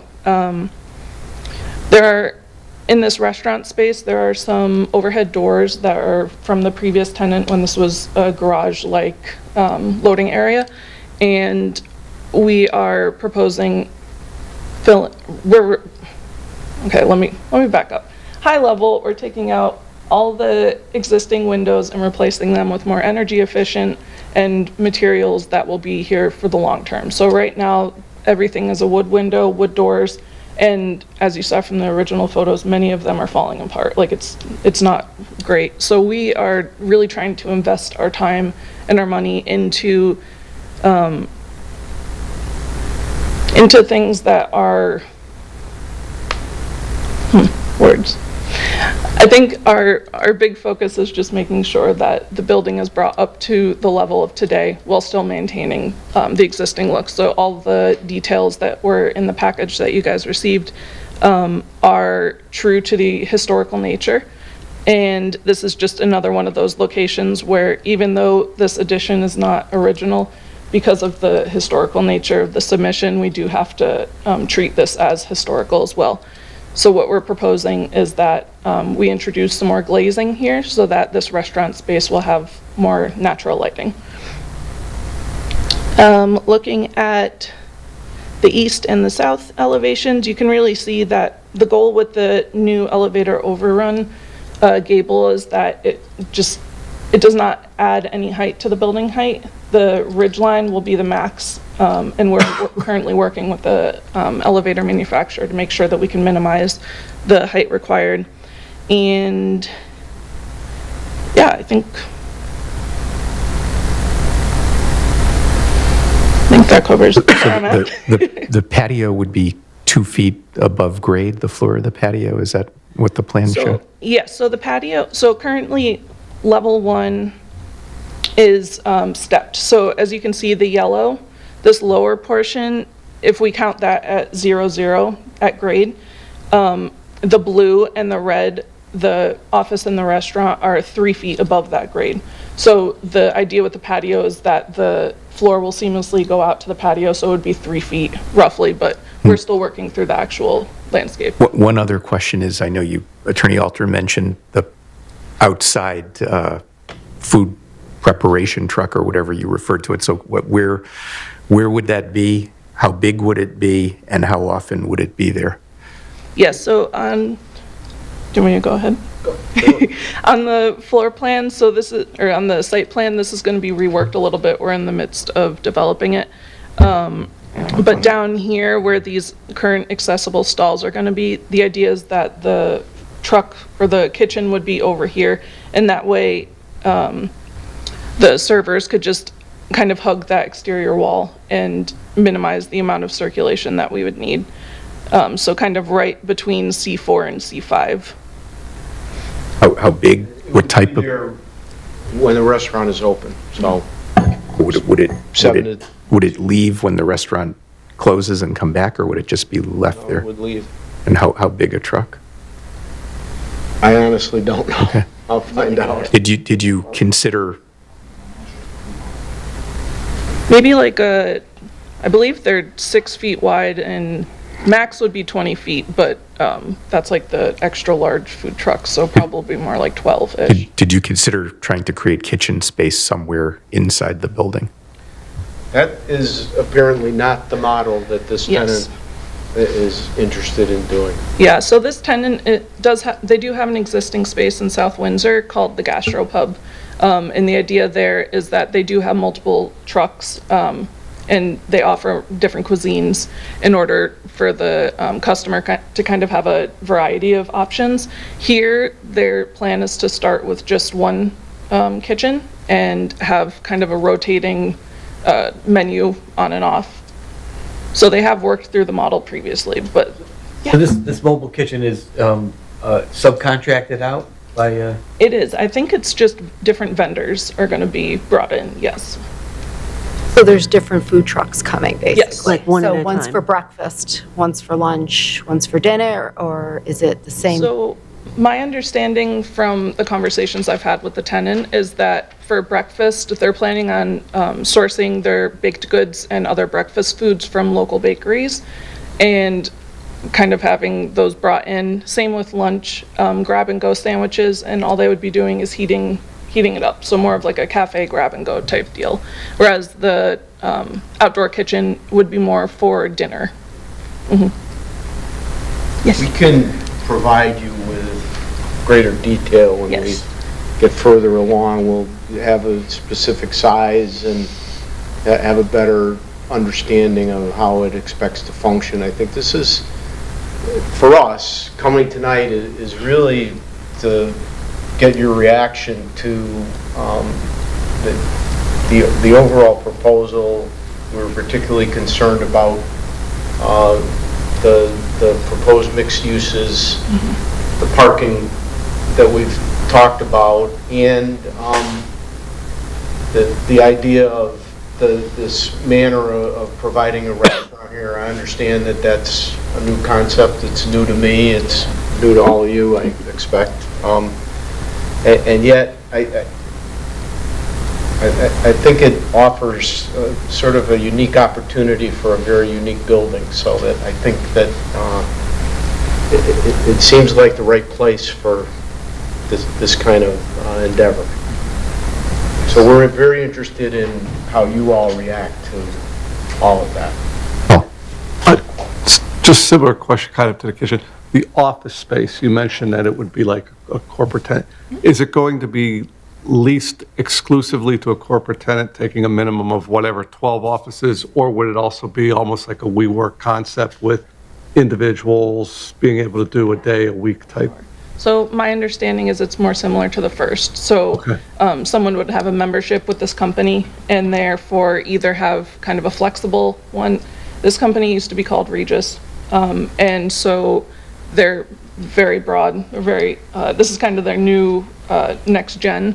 And there's different models is my understanding. It can be, I could go in and say, I would like to have a floating license and I would have opportunity to go to multiple different locations, or it could be a larger tenant. I know on their website they say Microsoft, for example, could rent some offices for one of their tenants. You actually just answered the question when you said Regis. Like I know in Rocky Hill, for example, Yes, you could do $180, 10 days a month type thing, 5 days a month. They have different arrangements. Yeah, I mean, I think I get now the mobile kitchen rationale too. It's an asset-light model that they can swap things in and out, and they're not committed to a lot of overhead.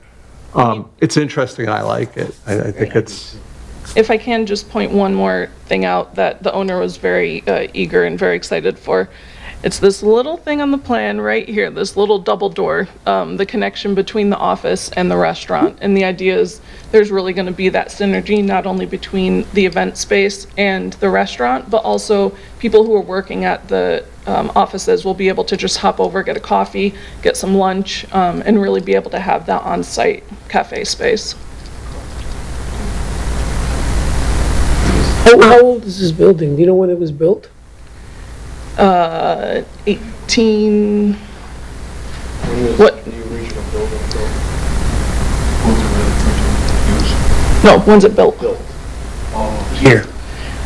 Hang on 1 second. Long time ago.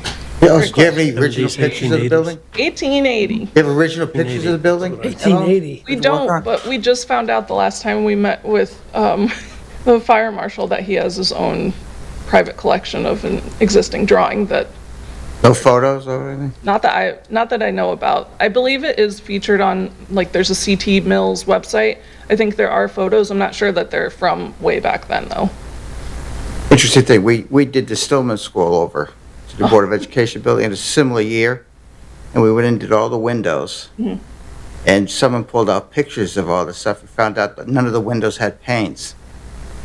So we had to go back and saw all the windows had no panes because they were, the guys who built the building in town, what's the right word for it? They knew how to spend their money, so they paid extra for big panes so they wouldn't have to paint them later on. But then they went cheap 50 years later and they changed it with the grills. But if you look at the building, there's no grills on the Stillman. So we had to go back and redo everything. I'm just curious if you have the same type of time frame, but. We'll have to find Yeah. out. Yeah, I'm just saying, we were all shocked. Oh my God, we got to change all the windows. Yeah. You have grills on these windows, right? So, yeah, That's what I'm saying. That's probably not historically correct. I'm just curious. could be. Like I said, could be, could not be. Just- The 12 by 12s aren't, because I mean, I own a house much older than this, and it has a, Buildings? yeah. Yeah, there's the Muntins that are integral, but that's essentially the exact, What's a copy of what's there? based on the original drawings that we can find, yes. Okay. SHPO exercises, I don't know if you've dealt with SHPO, but they exercise tremendous control. And one of the things that Aaron said that might not have resonated with you is when you add something to the building, SHPO does not want it to look like the old building. They do not want you to duplicate the architecture of the old building when you add something like we're adding this dormer to accommodate the elevator. They want it to be different than the old building. They don't want someone to think it was part of the original building. And they spend a lot of time and issue a lot of abuse in making people conform to that. They have very, very rigid standards about things like that. Tracy had her hand up and then get back over here. Yeah, so I have some questions and concerns about the mobile kitchen. You're going to be backing right up to those houses. I know they've got generators, possibly diesel generators that run. They'd be running till 10 o'clock at night. Will there be any accommodations for air quality, noise, and that for the homes? Yeah, it's a great question.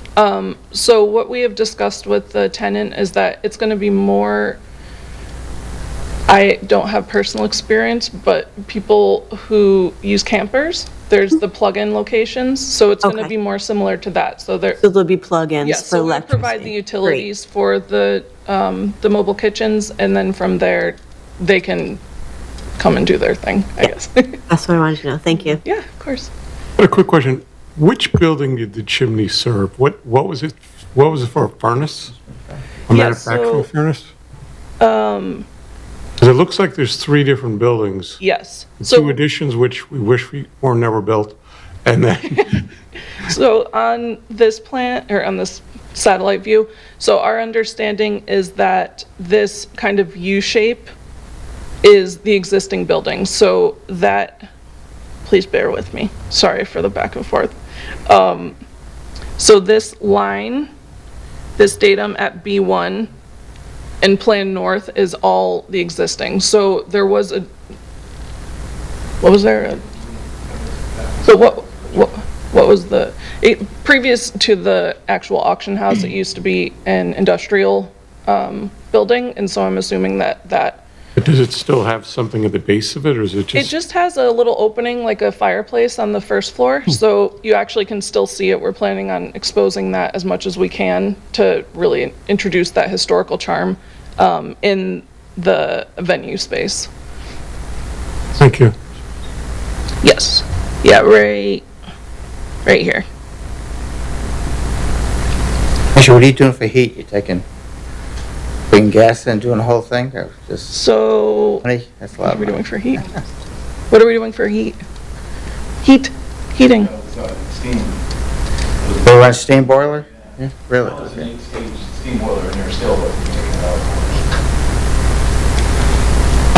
There was in one of the diagrams, you had a little piece of it was an easement or something with the Connecticut DOT, I believe. Does that present any problem, or what's the challenge with that? There, right there. There we go. Yeah. The state of Connecticut owns that red block as part of the ownership of the railroad. Okay. And we have an easement over that. The notation about a license contemplated that we were going to negotiate with the state to be able to park cars there, not just go in and out, but because of the fire marshal's concerns, it will simply be an access way now. The next iteration of plans won't have that parking along that edge. So we don't need to enter into lease negotiations with the state of Connecticut, which is really even worse than negotiating with Eversource. So it's good that we don't have to do that. And where would the dumpsters and other service type external things be?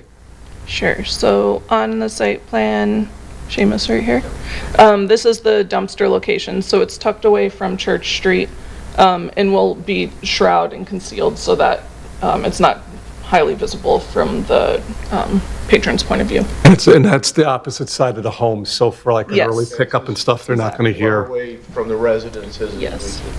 Okay. One really good thing about the way that this building is oriented and the uses as well is that the event space, the Performing Arts Center space, is far away from the residences as well. So obviously acoustics and noise is a concern.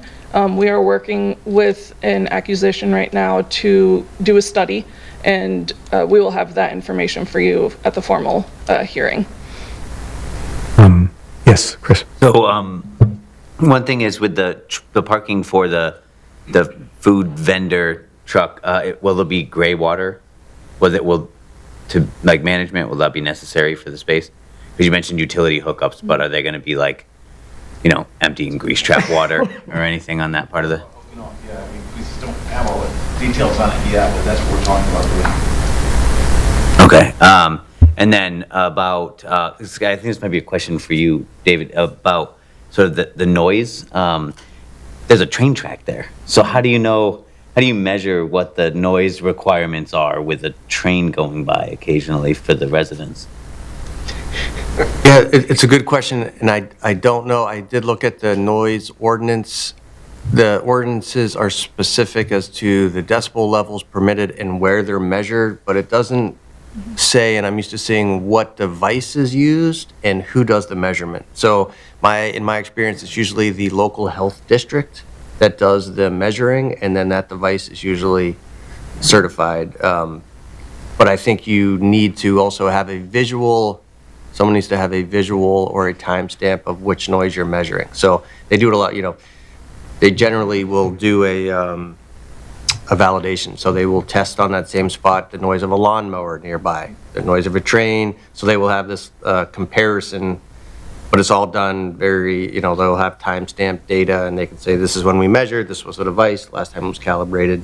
But I didn't see that specifically spelled out in either the ordinances or the zoning regulations. So I will have to figure that out. But I assume that will be the process, but I'm just not sure who does it. Yeah, cool. The trains are pretty infrequent, I would say. okay, It's yeah. not, Slow too. yeah, Like twice a week.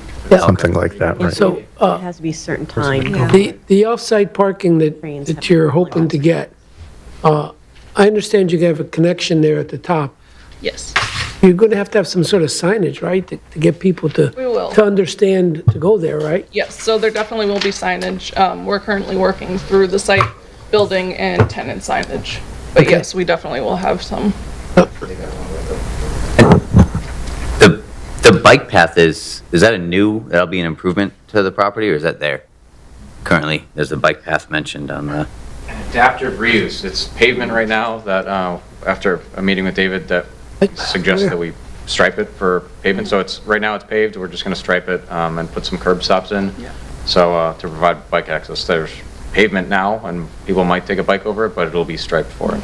A cool improvement. It was a Where's community the bike path? amenity. Yeah, that's a cool one. We were told that the The- bike users really I'm trying to enjoyed think of going. That's Yeah. the eastern side. So here's a Right by the fence. suggestion. Bike, make sure that, you have enough places to park bikes. Yes. That's missing in a lot of the area. I used to live in that neighborhood, and that would have been great. Okay, that's a Yeah. great, thank you so much. One thing we will be doing as well along the tracks, similar to the noise concerns of the assembly space, we obviously also have to worry about the offices and the east side. So the owner is very excited to be planting some big green giants, as he calls them. So there will be some additional planting, and we're working with our landscape architect right now. Liquor licenses, you gonna plan on for both the venue and the thing? And the Yes. restaurant? So the venue and the restaurant actually have different strategies for how they're going to be handling liquor. So the restaurant is going to have a full bar, whereas the venue is only going to be canned beer and wine. So I believe that there's 2 different types of permits, but both will need the permits. Let me ask you a question again, it's way over my head, but why don't you connect the restaurant and the venue together with something in your floor plan? Obviously, you We didn't do were- it for a reason. The tenants didn't want to, is the simple That's answer. good enough, yeah, he's the Customer's boss. always right. We also, I mean, Just truthfully, curious. we've had that conversation many It's times. really not important, it just caught my eye, so it's- geez, I would think, okay. Yes. Actually, I just had thought, forward looking, you have a lot of, in one of the aerials, you have a lot of flat roof. Yes. Any contemplation of solar eventually going in? The owner actually just expressed doing something. Previously, we were going to leave the roof as is, so moving forward, there will be some sort of improvement, whether it's solar or, I know he mentioned a green roof, but The reason I ask is we had an application a while ago, and I don't think it ever happened, at, what's the place? It's a retail establishment, Big Lots or something on the Silas. Right. Ocean State, and they were Yeah. going to put solar on Right. the roof at one point, and I remember that had to come here. So I was just looking at that, and I'm hearing all the cool ideas, and I'm thinking solar might be in the cards. the roof. That'd be something to... Yeah, from Silas Deane, the roof is very visible, which is another reason as to why we'd like to redo it and just clean it up. Because if we're putting so much attention into the brick and kind of making sure that the envelope looks great, we don't want to just leave it's like when you leave bad ACT in and then everything doesn't look great, so, yeah.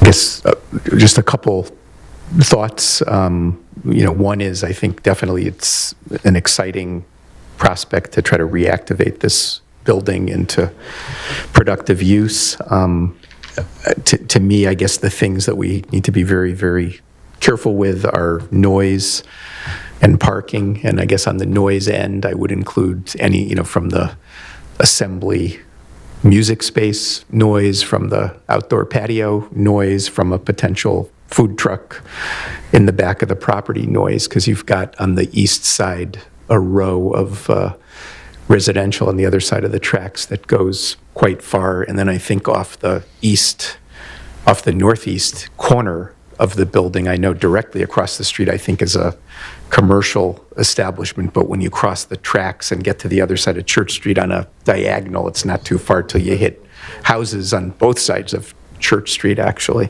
And I guess just overall being comfortable that the proposed mix of uses and intensity is not too much for the location.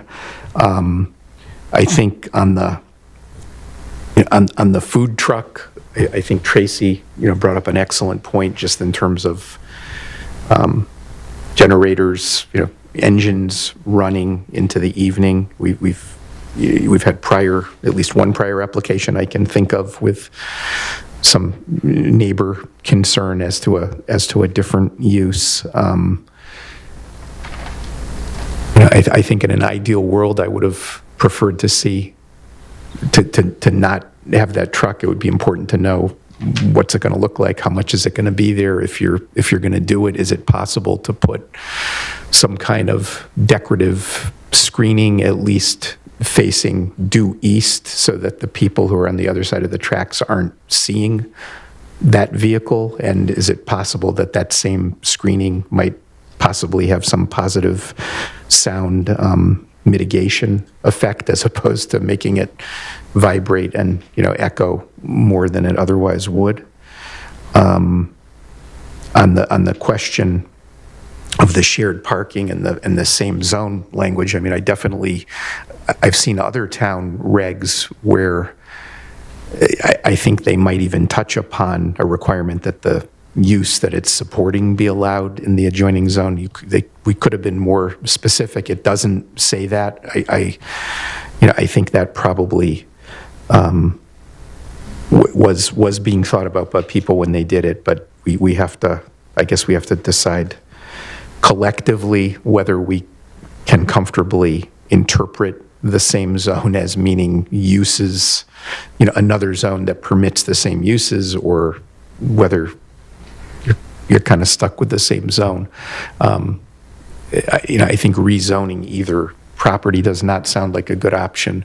But before doing that, it would probably make more sense to amend the same zone language in the regs, but that could also be opening up a much bigger issue as well. So I think we have to see if we're all comfortable with that interpretation. And I guess ultimately also comfortable with the assembly reference in that use regulation covering your proposed use. But again, I think some of what you mentioned, Attorney Alter, that you're going to develop in terms of what the actual number of people maximum that could be in that space is going to be important too. As to the parking and as to the noise, I think. So that's just my 2 cents. I'll just add that I think that the shared approach makes a lot of sense to me. And it's a good use of those two properties. I cut through a lot there when I'm going to the post office. I mean, people do it already. So you might as well just make it legal, right? And I agree with that. I'd rather you have more parking than you need than less parking with people then spilling onto the streets to park. So. I also wonder, are they there? Are they also hybrid in work environments? So even thinking about during the day, like, are they even actually using all this space? Yeah, after conversations with IWG, the tenant, they have a very distinct model where people have these memberships and subscriptions, but the actual percentage of occupied space is much lower than the allowable occupants. So that obviously can come into play, but that's human factor as well. So you can't really calculate it that much. But yes, that's correct. Would you be attempting to get a lease that goes for an initial term of several years from the outset? More than several. Okay. With options to, so you'd be covered long term. Okay.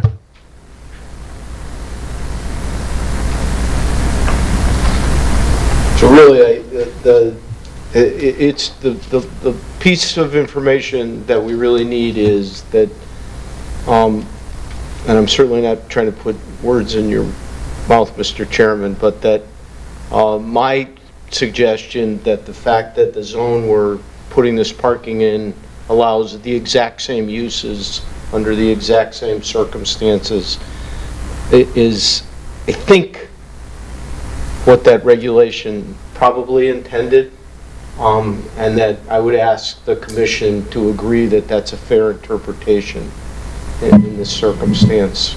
Otherwise, we've got to do some other process to make it possible, and text changes and variances are problematic, especially here where I think we have a reasonable. I agree. I mean, I think the practical intent had to be something along those lines, because if it was a industrial zone next door with heavy machinery, that would be Joe, can't we not just make any waive that sense. as a commission? I don't think we are being asked to waive it, or I mean, it's I a don't very think we. special case. We, so I I don't don't know why. I don't think we can wouldn't waive bother it, anybody Dave, with but I that. think we have discretion to interpret what it means. And I take it, Attorney Alter, that if our consensus is that, we think it's okay based on the way you've analyzed it, that you're comfortable proceeding on that basis.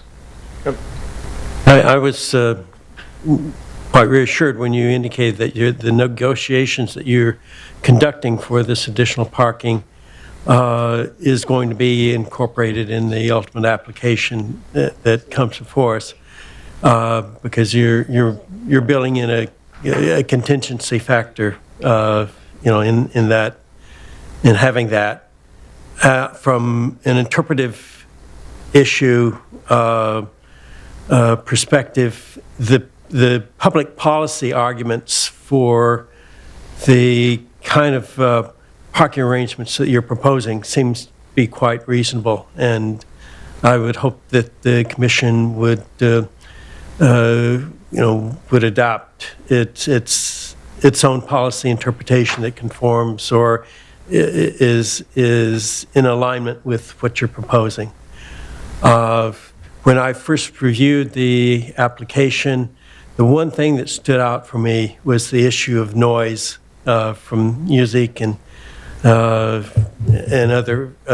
activities that may go on this site. That has been problematic for the commission, and that's something that I think you need to be quite sensitive to, both in terms of sound attenuation factors as well as hours of operation and types of noise that the site would be generating. It's kind of reassuring that the proposed activity that may be most problematic in terms of noise generation is the music aspect, and that's completely on the opposite side of the building from where there are residential locations. Absolutely. Yeah. So.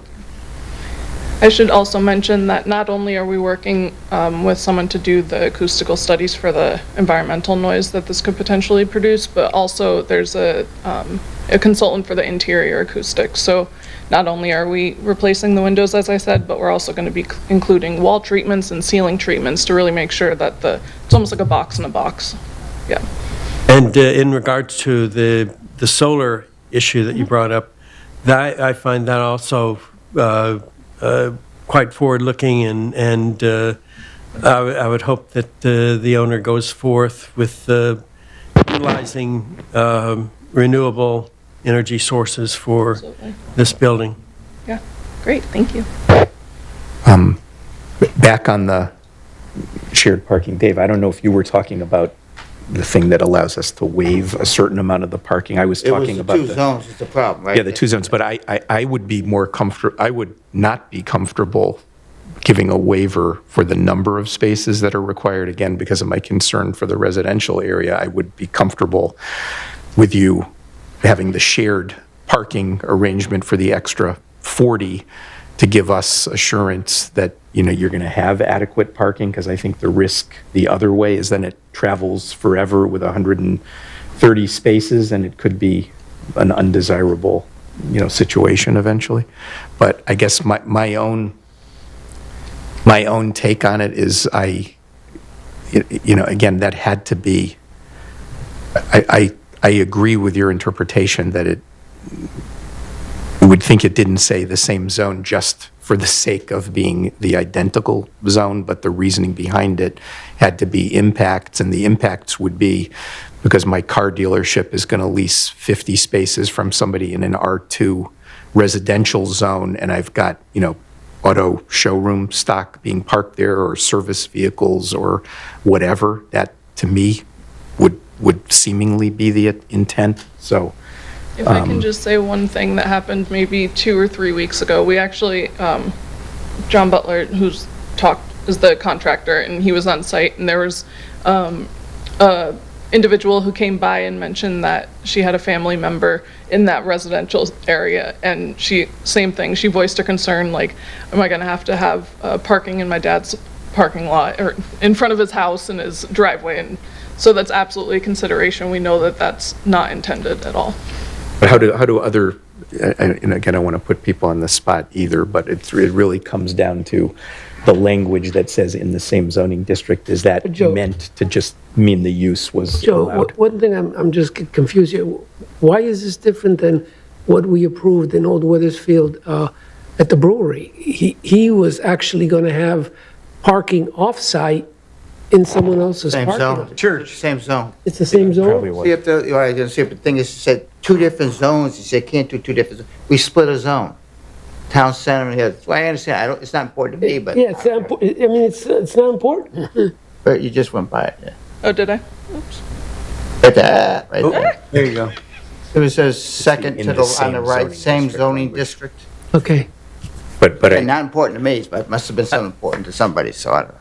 I think in general, COVID changed the world, and we really should be taking a second look at how I know we have Plan C and D, and I don't remember how this is reflected, but just thinking about, like, our parking requirements for office spaces are based on this assumption that people are going to be 100% occupied, or if they're 100% occupied, they're kind of in there for a traditional workday, and not in a hybrid environment, which most places are going to kind of be. And I'm even thinking about, like, the space, because I wasn't necessarily thinking about this space as a hybrid space. I'm actually thinking about the ag bureau over there. Like, are they there 100% of the time? I mean, how much of that space is just completely unused for them?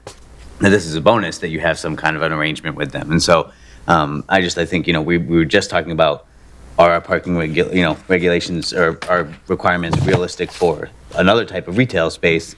It's something to think about. And I know the state is heavily considering it on an annual basis on how parking is required for residential uses and some of those developments to get more housing built. And so I think all of those things are worth considering in general. I think a lot of commissions that were before are revisiting parking demands and with the intention of trying to reduce impervious surfaces and park to meet needs rather than some generic equation that right, where one size doesn't fit all anymore, just doesn't.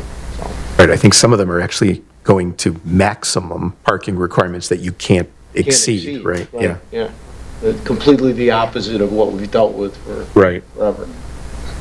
But I think you're trying to secure an arrangement with the neighbor is a good idea. We want to have that freeboard to protect the uses so that we never have an issue where people can't find a place to park. How about the CLNP or Eversource next to you? Can you park under those power lines?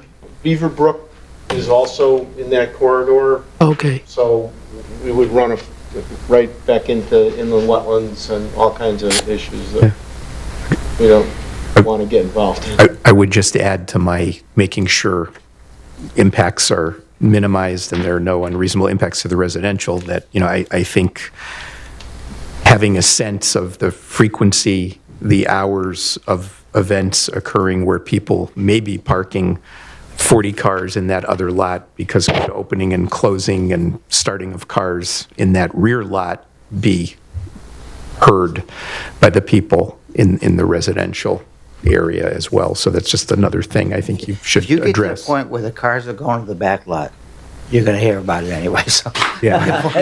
But you just got to have enough Yeah. spaces, you'll hear about it anyway. Yeah. I think it's a good plan. Yeah. I think it's a good plan. Okay, I really appreciate your time and input. And we're excited about bringing this property back online in a way that's productive. What's your intended timing out of curiosity? It all depends on Seamus getting plans together. So we're putting a lot of pressure on him to produce plans now. Thank you again. Thank you. Thank you. Thank you.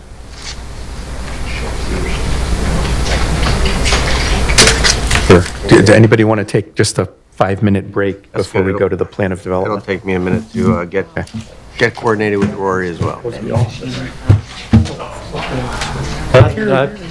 Shorter meetings, I didn't think they'd bring a water bottle. Regis over in Yeah. Rocky. I like that. If they ever fill the whole place. 100 and it's just, you just pump the credit card for a 30-day period. 5 days for 100. I want to get 100 something as well. Basically, Hey, Rory, can you hear me? 5 a day under that one. Yeah. For 179, you should get 10 days, whatever 10 days you I want. can see you, but I can't hear you, so let me fix that. You mean us sitting the same? Yeah, just like a co-working space. Yeah, you got it. And then if I want. and if I Are have, they like, doing the private phone call, I can presentation just have, tonight? like little booths you can go in and sit down and private phone call. Yeah, I love you got this. You got this. We can do it. Being at home, it's great. We can do it. But there's days when I gotta go. great not to It be was like a there half too. hour past my bedtime. Like if I I know.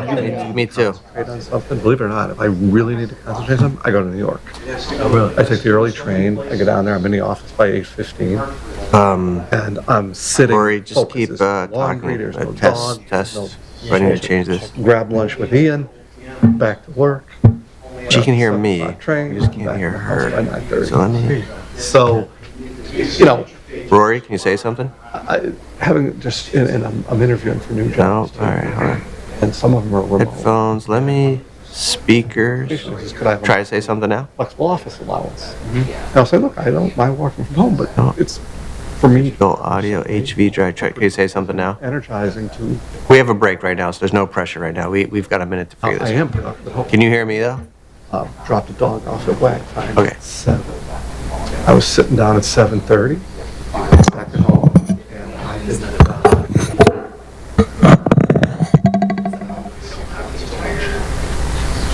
Let's try. Rory, can you say something now? Just like this. No. Microphone. Video sound. Push to talk. Is there anything that I don't have plugged in?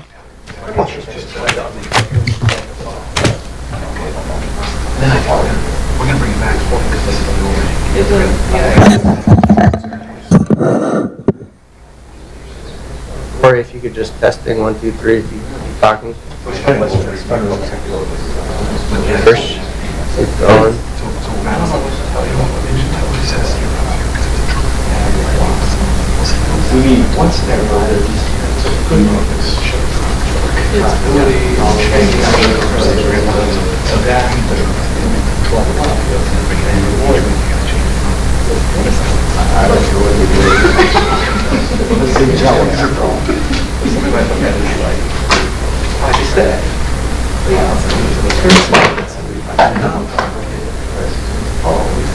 Rory, can you try to say? Not take risks and stay out of the. Hang on, Rory, I think I got it. I'm hired. Say something? We're Close, I think. twice. Say something again? Conversation. Everything's One more time?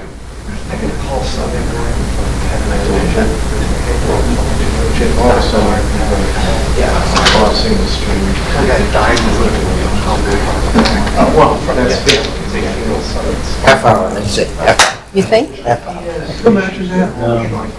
I don't know about that. Is the sun still doing good? Video one, when Richard was here, video, but it was not. Good to see you. Nice, change. Bye-bye, have a nice evening.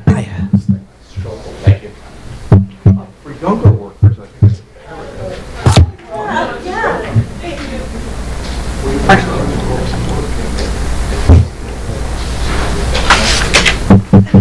I was waiting for you. Ian had an interesting experience.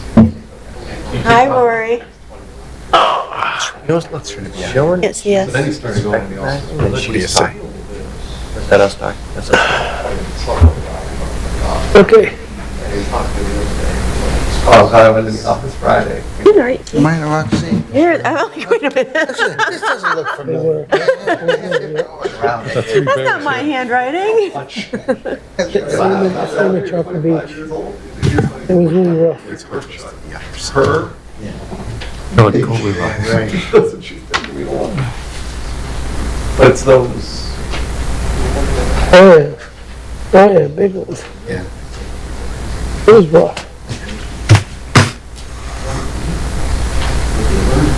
A picture of your house?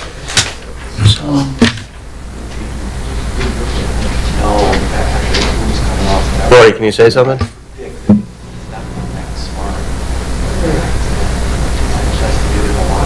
I'm gonna run the aerial photos and see. On a project down in Groton, and if you go to Google Earth, on the timeline back, it showed me what the building was before the addition was put on. Nice. Where would Google get that from? Good, you want aerial photos? No, I know how you get that, but how You did got a, is that a single or two car? Single. They went to like Yukon. Yukon has. Rory, aerial photos. State libraries, and yeah. You can get I like the glass here. No, it's not, but I'm saying. Really nice. it'll go back This as faces the ocean. And they go back pretty far. I only wanted to go back 50 years. Yeah. I found what I needed.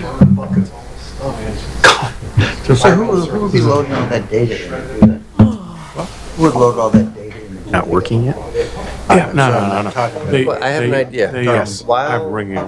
Derek works to make sure, and to see if it's all- Rory can hear us. Yep. Why don't we go through the rest of the agenda? Yukon, Yes, all I know is good idea. 4 or 5 times. Derek, I'll let you sit here. Rory, you're gonna sort of need to talk in the background so that he can, Derek can tell if you're talking. Okay.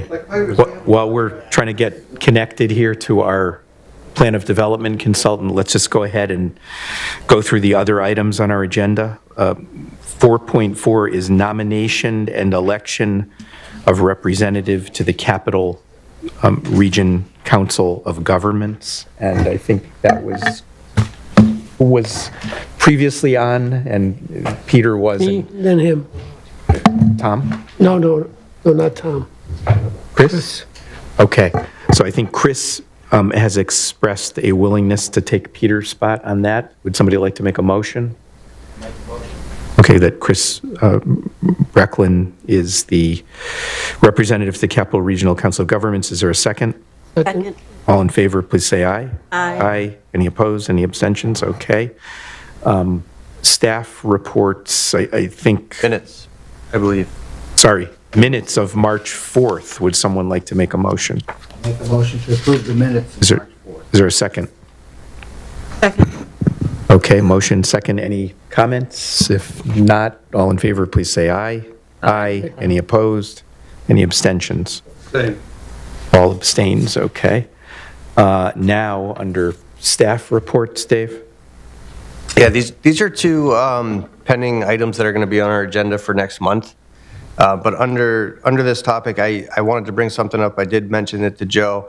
I was talking to Lynn. We actually got some questions about these two items because they're on the agenda, and some people thought that they were on tonight's agenda.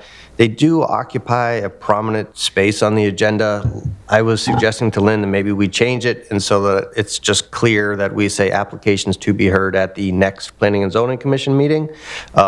She said that the agenda has been in this format for many years, and she was reluctant to change it without the commission being aware of that change. And so my suggestion is that we reword that and maybe move it down on the agenda until after correspondence or somewhere so that it occupies a less prominent space, and it just clearly says agenda items to be heard at the next commission meeting. I think moving it, if others feel the same, Makes after sense, yeah. correspondence would be less confusing. And, and again, your language, something along what you suggested, Dave, pending applications to be heard at future meeting or something to make crystal clear.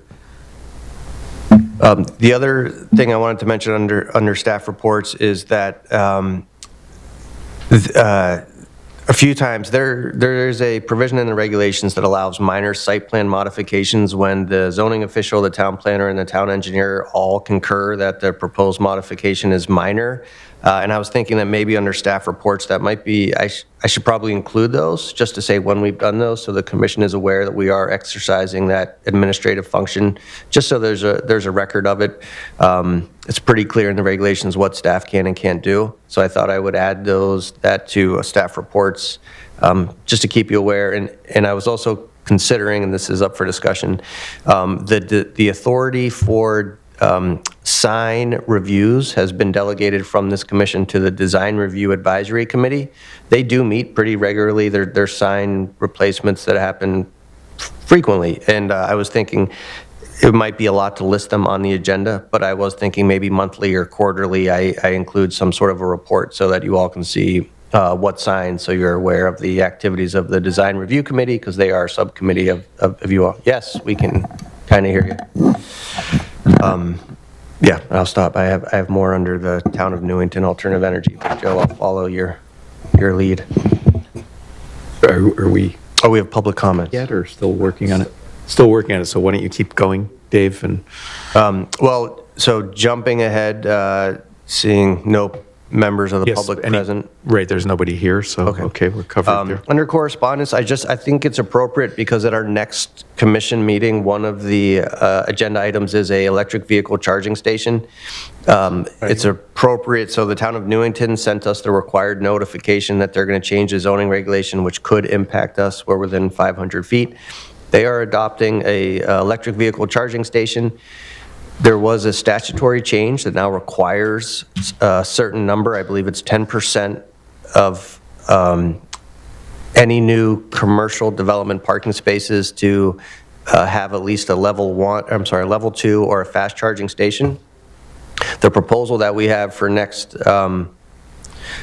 agenda is that it will meet the statutory requirement, but we don't have a zoning regulation, which is why it's before you all, because we cannot approve it as a matter of right.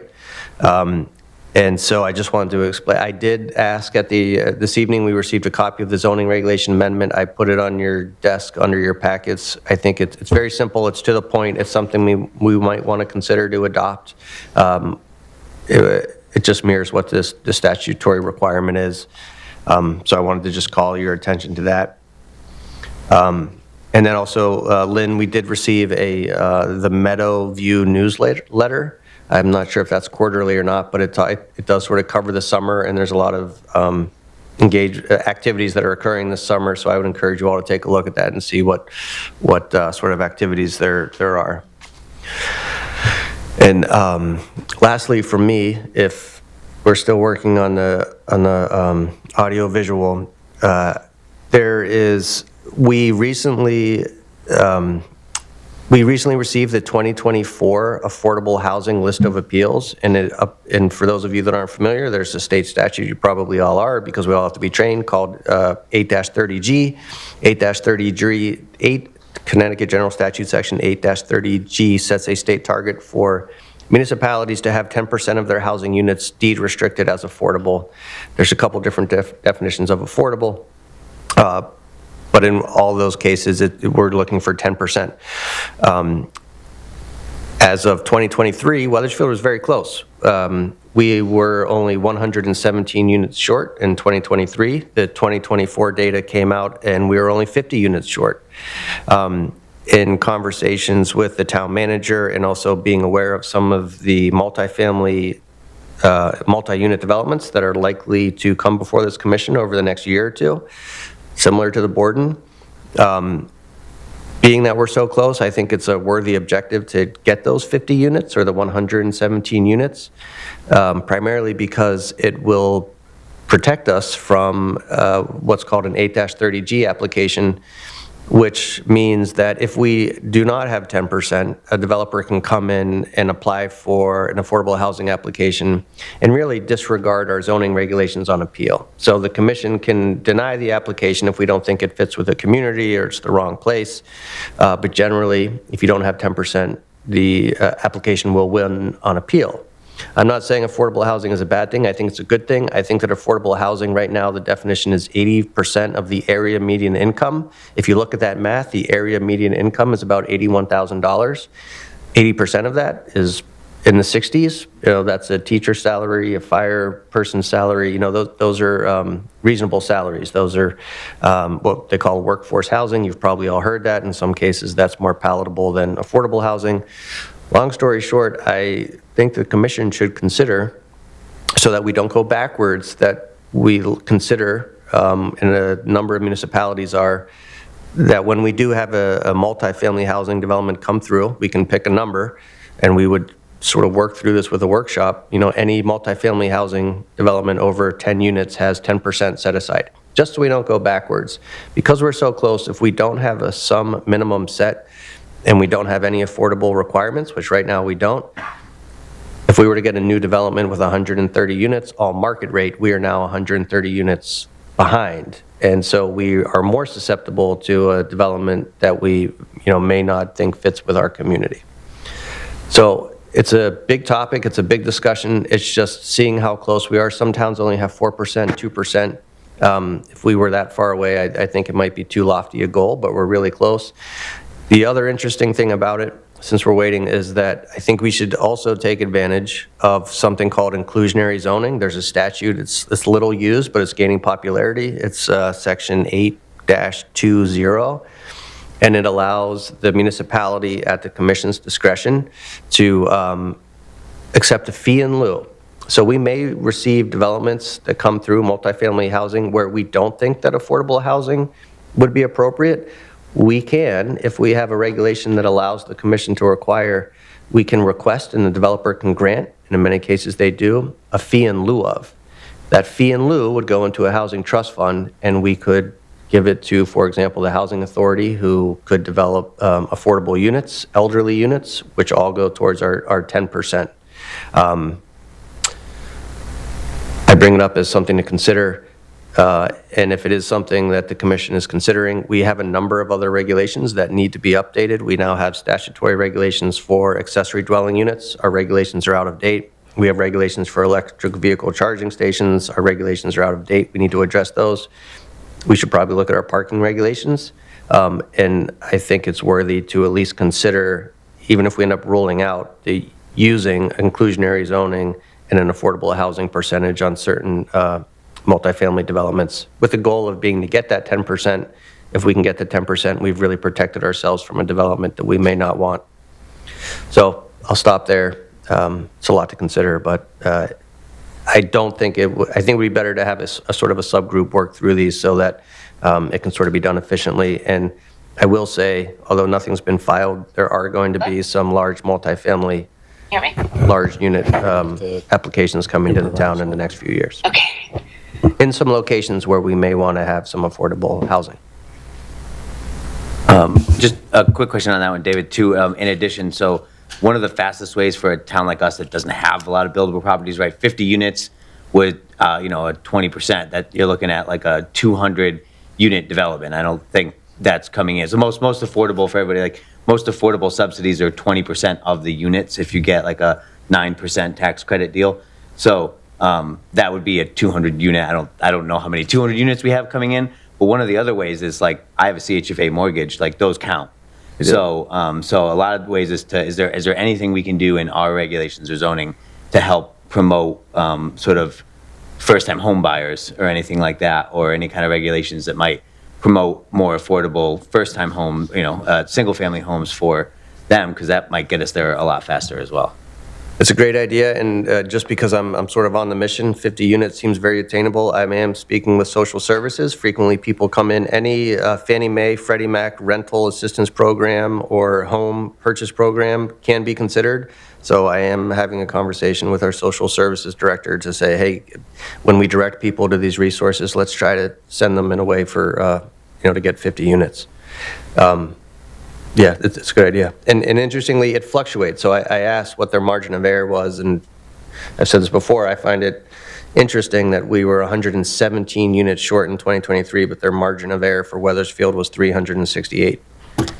And the reason being is because particularly Fannie Mae and Freddie Mac, people come on and off those and you change mortgages, so I can understand it, but we're really close, and from a planning perspective, it's, whether you agree with 8-30G or the need for affordable housing, I really like home rule. I think New England is New England because of home rule, and I think that if we're proactive and we identify the locations in the way that we want to meet that 10%, I think it's the best way to really do comprehensive planning and not to be subject to a developer who sort of dismisses our regulations. So it would take some time and effort on our behalf, and I haven't heard anything about 200 units, but there are some that are over 125 units. So numbers are... So basically, Dave, what we're really talking about, and I think other towns have done it, is having a mechanism in our regs requiring some percentage of, quote, affordable housing. It could be 10, could be more,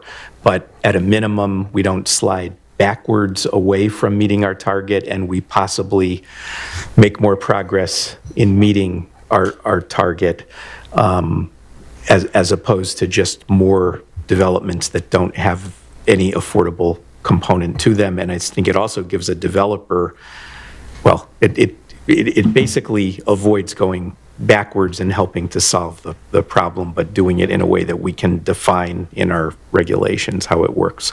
Yes, so I think, well said. Thank you for I think that would be a good thing to consider. And, I agree, maybe just if there are a handful of people who'd be interested in just sort of having a generic discussion on that and see where it leads, that could work. Let's see. And I really encourage everybody to take those state courses because there's a whole unit on it, and they really lay out like all of the ways that you can get there. Are we connected now? I think we are. So what we're going to do, so Rory, we're going to put the speaker near my laptop speaker, so she's going to be sort of... Can you hear us, Rory? I can hear you guys. I can't see you, and I can't see my presentation. I know Dave's going to share it. Oh, sorry to keep you waiting so long. Oh, that's okay.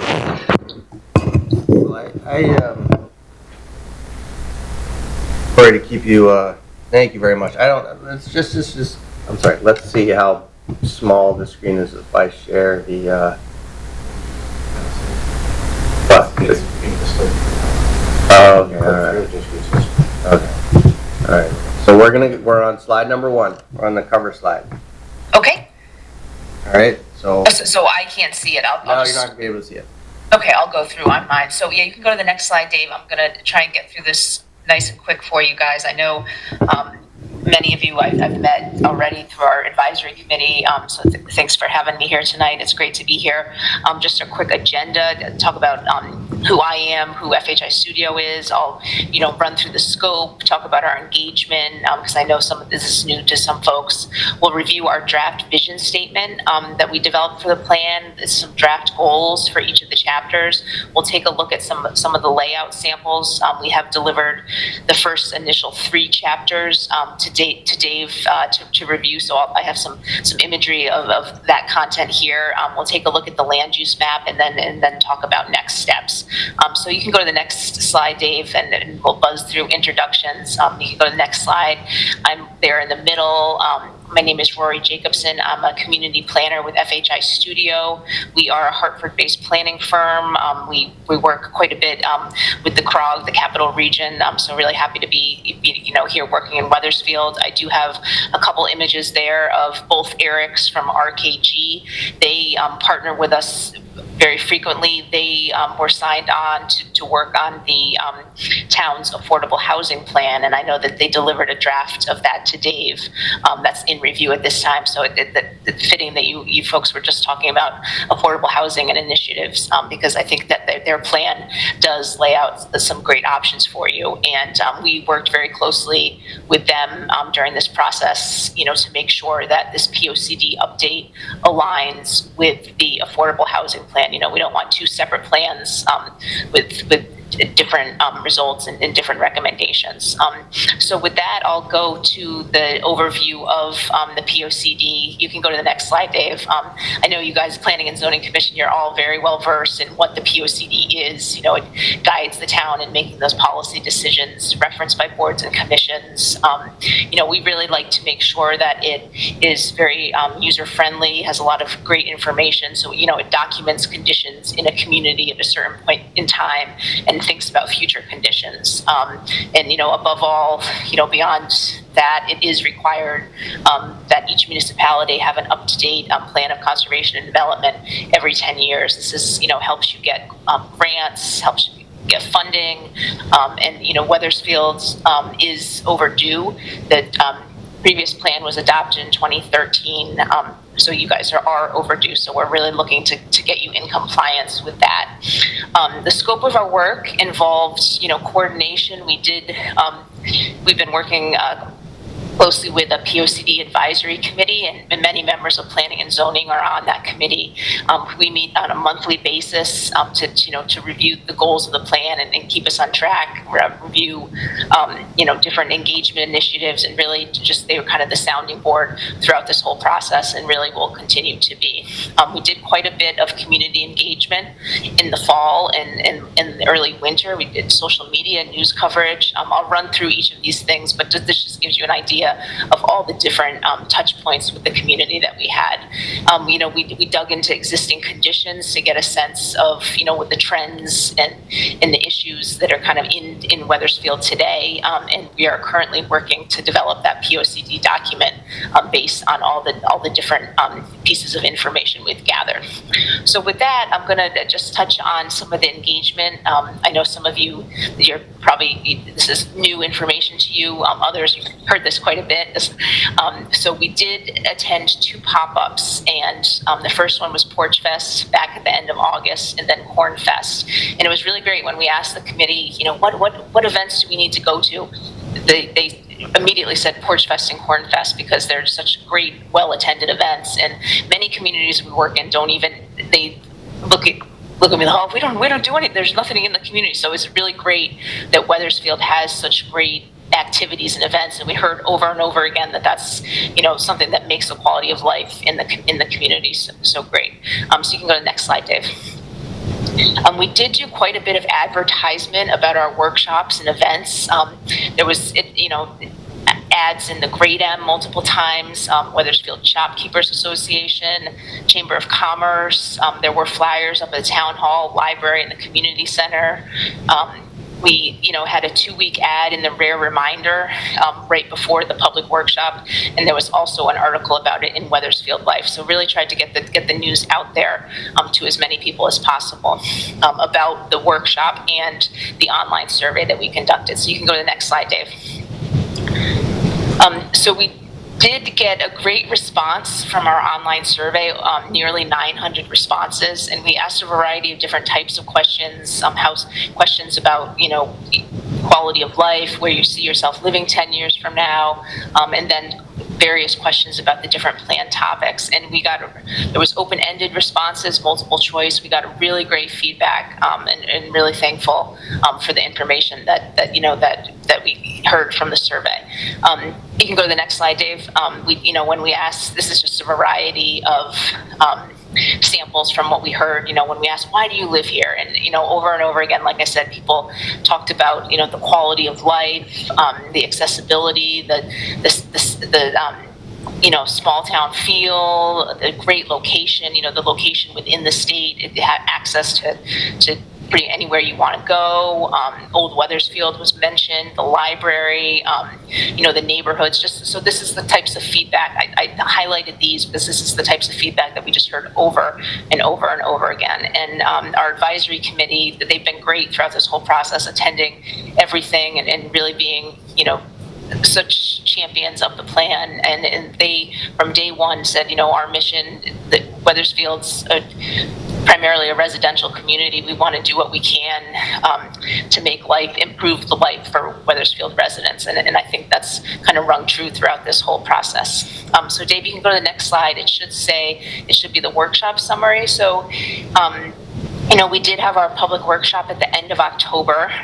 We had about 30 people attend. We would have loved to have had more attendance, but the people that we did have were really engaged. We did conduct 3 what we call breakout breakout sessions on the different plan topics. So we covered housing, we covered cultural historic resources, quality of life, economic development, open space and natural resources, and then mobility and infrastructure, and really talked about, the issues and ideas and what's needed related to those topics. We also conducted focus group meetings, organized thematically, so similar, the same topics there. And this was an opportunity. Oh, sorry. Yeah, you can switch. Okay. This was an opportunity to, talk to people that work that deal with these topics, on a daily basis. So, bike, for mobility and infrastructure, for example, we talked to the bike and pedestrian committee, town engineer. We had a handful of people in each of these groups really able to give us honest feedback, and it was very, very helpful in our planning process. We also conducted stakeholder interviews, and we're still, open to conducting more, should we need to.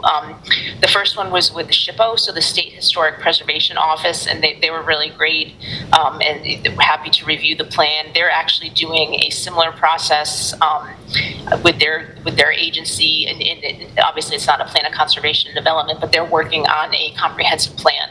So they were eager to help and provide some thoughts on how Wethersfield can align with that. We spoke to the Housing Authority, Social Services, Physical Services, the Police Department, and we also talked to CROG, the Capital Region Council of Governments, and they provided some great feedback. They are they're one of the first groups to review the plan, so we thought it was really important to bring them on early on and get their thoughts. And they actually right before Thanksgiving adopted their updated of the regional plan.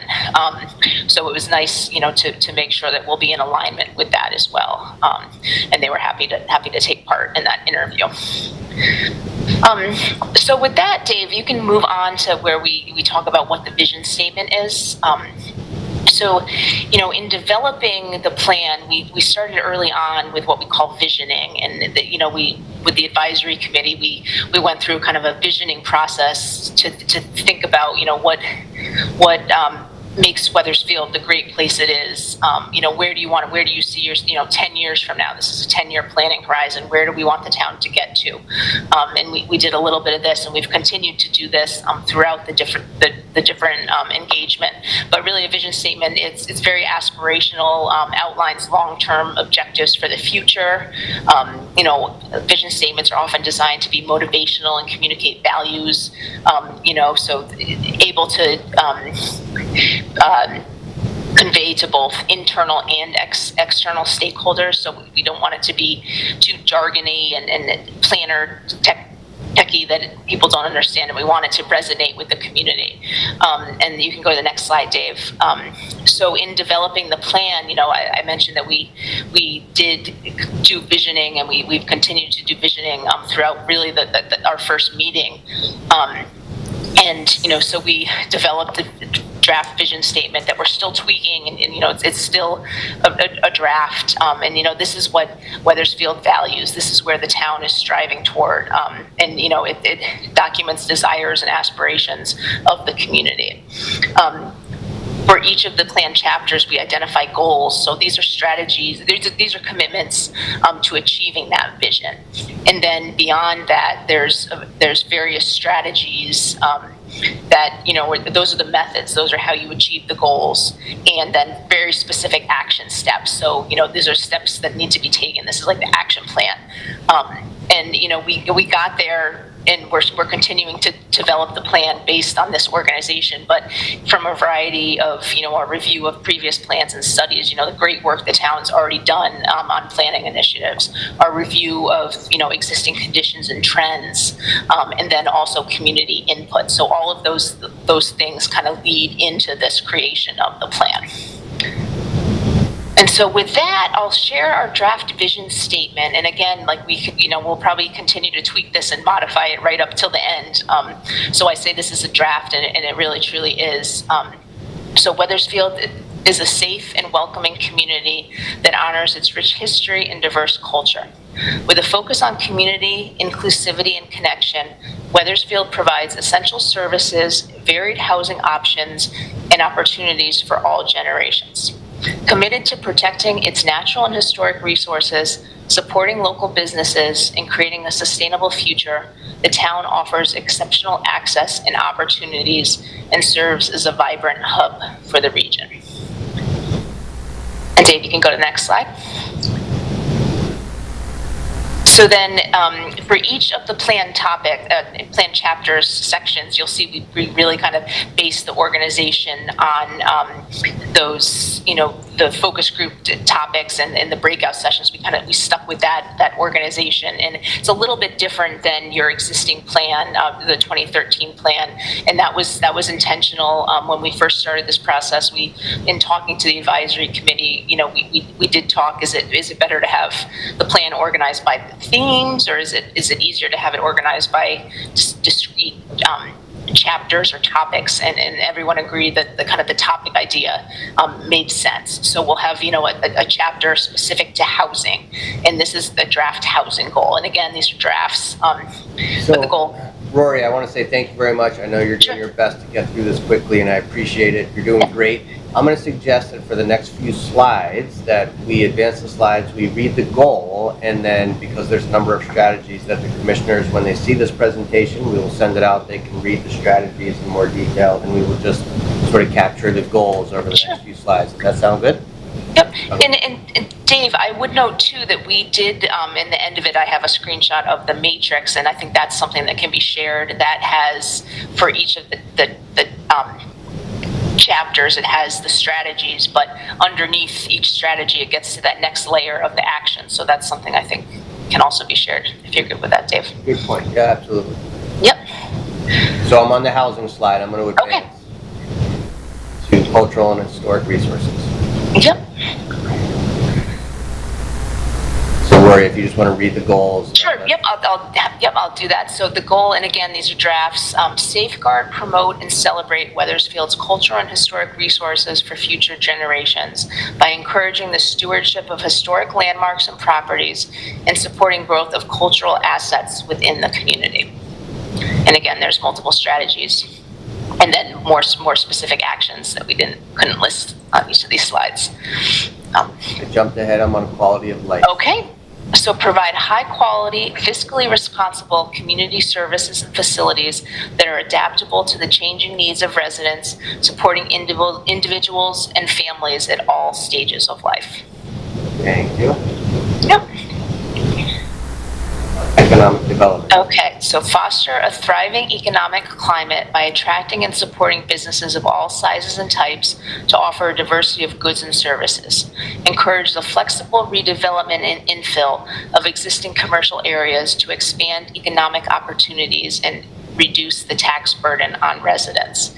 This one I just want to chime in, the advisory committee emphasized that, Wethersfield, that we know is largely built out, but there is opportunity for infill, and where we can do that, along major corridors with access to public transit, it definitely makes sense.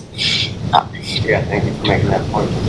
Sure. On open space and natural resources. Okay, so this one, the goal was conserve, protect, and enhance open space, natural resource areas, and recreational opportunities while promoting environmentally responsible and sustainable community growth.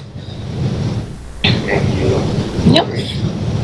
And then for mobility and infrastructure, expand transportation options and infrastructure to enhance mobility and accessibility for all residents. Prioritize updates to transportation, utilities, and public facilities to ensure a resilient and sustainable community that is prepared for current and future needs.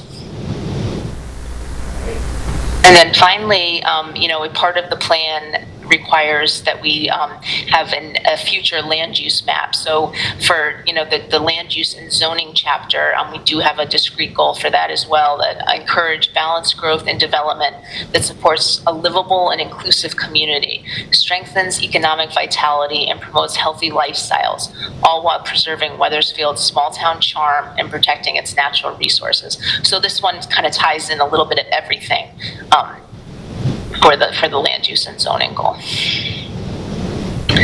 I'm going to jump ahead. The next slide, I think, is the matrix. So if you want to, want to just discuss this a little bit. There's a couple of slides. So we, one of the advisory committee members, Ruth, had mentioned that the state actually last week adopted their up-to-date plan. And part of that plan includes a matrix that highlights all of the specific actions, but then where they all kind of overlap and fit in. And so we really liked that. We thought it was applicable to this plan. It would be something nice to include. So we've taken a crack at developing this matrix that includes, for each of our topics, the goal, then the strategies, and where the specific actions fit in with the strategies. But then to the right of it, for each of our chapters, it kind of, we call it a matrix because it shows all the different overlap. So this one is an example of the cultural and historic resources, but there's so many strategies, like there's so much that kind of ties in and crosses over. So you'll see like open space and natural resources, quality of life comes up quite a bit. There's so many overlaps with all of these. So we wanted to take a look at that and identify kind of those synergies. And just Rory, while you're on that, so just to point out, so like number 6 under actions on the slide, it says encourage adaptive reuse of existing storage sites, buildings, and structures. And originally, we had assigned that to just do one thing, but the reality is that has a number of different sort of cross-cutting benefits. So that's why we thought the matrix sort of showed how, one particular strategy supports multiple plan area goals. So that was the hope of the strategy. And just, a lot of the times towns use these to support grant applications or to support policy decisions. And so this is a quick way to visually show, by doing this, we're going to have these multiple benefits. You want to say something? Trying to get some stretching in as we keep all right, I'm on draft layout, Rory. Okay, great. So you can go to the next one. So I did pull in some screenshots. We did deliver the first 3 chapters. And, this is just an example of how the plan's laid out. So we have, for the introduction, things, about the plan. It kind of talks about all the statutory requirements, the elements, the pieces, how the plan was developed. It runs through the goals. There's a lot of imagery, a lot of graphics. You can go to the next slide, Dave. The next chapter that we have is history of Wethersfield. And, the existing POCD has tons of great drawings and pages of history. And the committee really wanted to maintain that, but streamline it. So we didn't want to lose that. We did keep one of those beautiful drawings, and then we kind of streamlined the history section. Another thing that was really important to the committee was they said, hey, in the past 10 years, the town's had a lot of success, so we should right up front mention those successes. So we, have kind of a scorecard, and we'll be continuing to add to that. If there's anything we should, I have a bullet here for what else, because I know that there's tons of great things, and we just want to continue to populate that as we do finalize the plan, so that right up front and center, it's, this is all the great things the town has done. This is how the POCD helps to get these things done when they're, identified. And then you can go to the next slide, Dave. So land use, I will say we are working to update to get kind of a baseline land use map. Some of the layers we had a lot of what's called like null values where there's nothing listed. So we did our best to kind of piece together from spot checking in Google Maps, to comparing to the state's GIS to the town's GIS. And so the image to the left is where we're kind of at, getting it close to the existing land use that was utilized in the previous plan. I will say that there's definitely some strange things going on east of 91 in the flood zone there, and so we may want to just identify that is its own land use category. So that's something that we will be continuing to take a look at. And then you can go to the next slide, Dave. So I want to pause on this because this is something that we're currently working on. So the commission, like if you look at the Meadows area, you can see on the existing land use that was prior to 2013. I know it's hard to read, but it says a lot of the land you see shows as managed open space, private recreation, or dedicated open space. But if you look at 2013, the majority of it is listed as agriculture. I believe the agriculture is correct. And so just, so I'm doing some QC right now, just to see, and actually, and when I was cleaning out the office, we have these land use maps that go back until some of our first plans, so it's pretty cool. They go back to like the 40s. So we have a nice chronology of the history.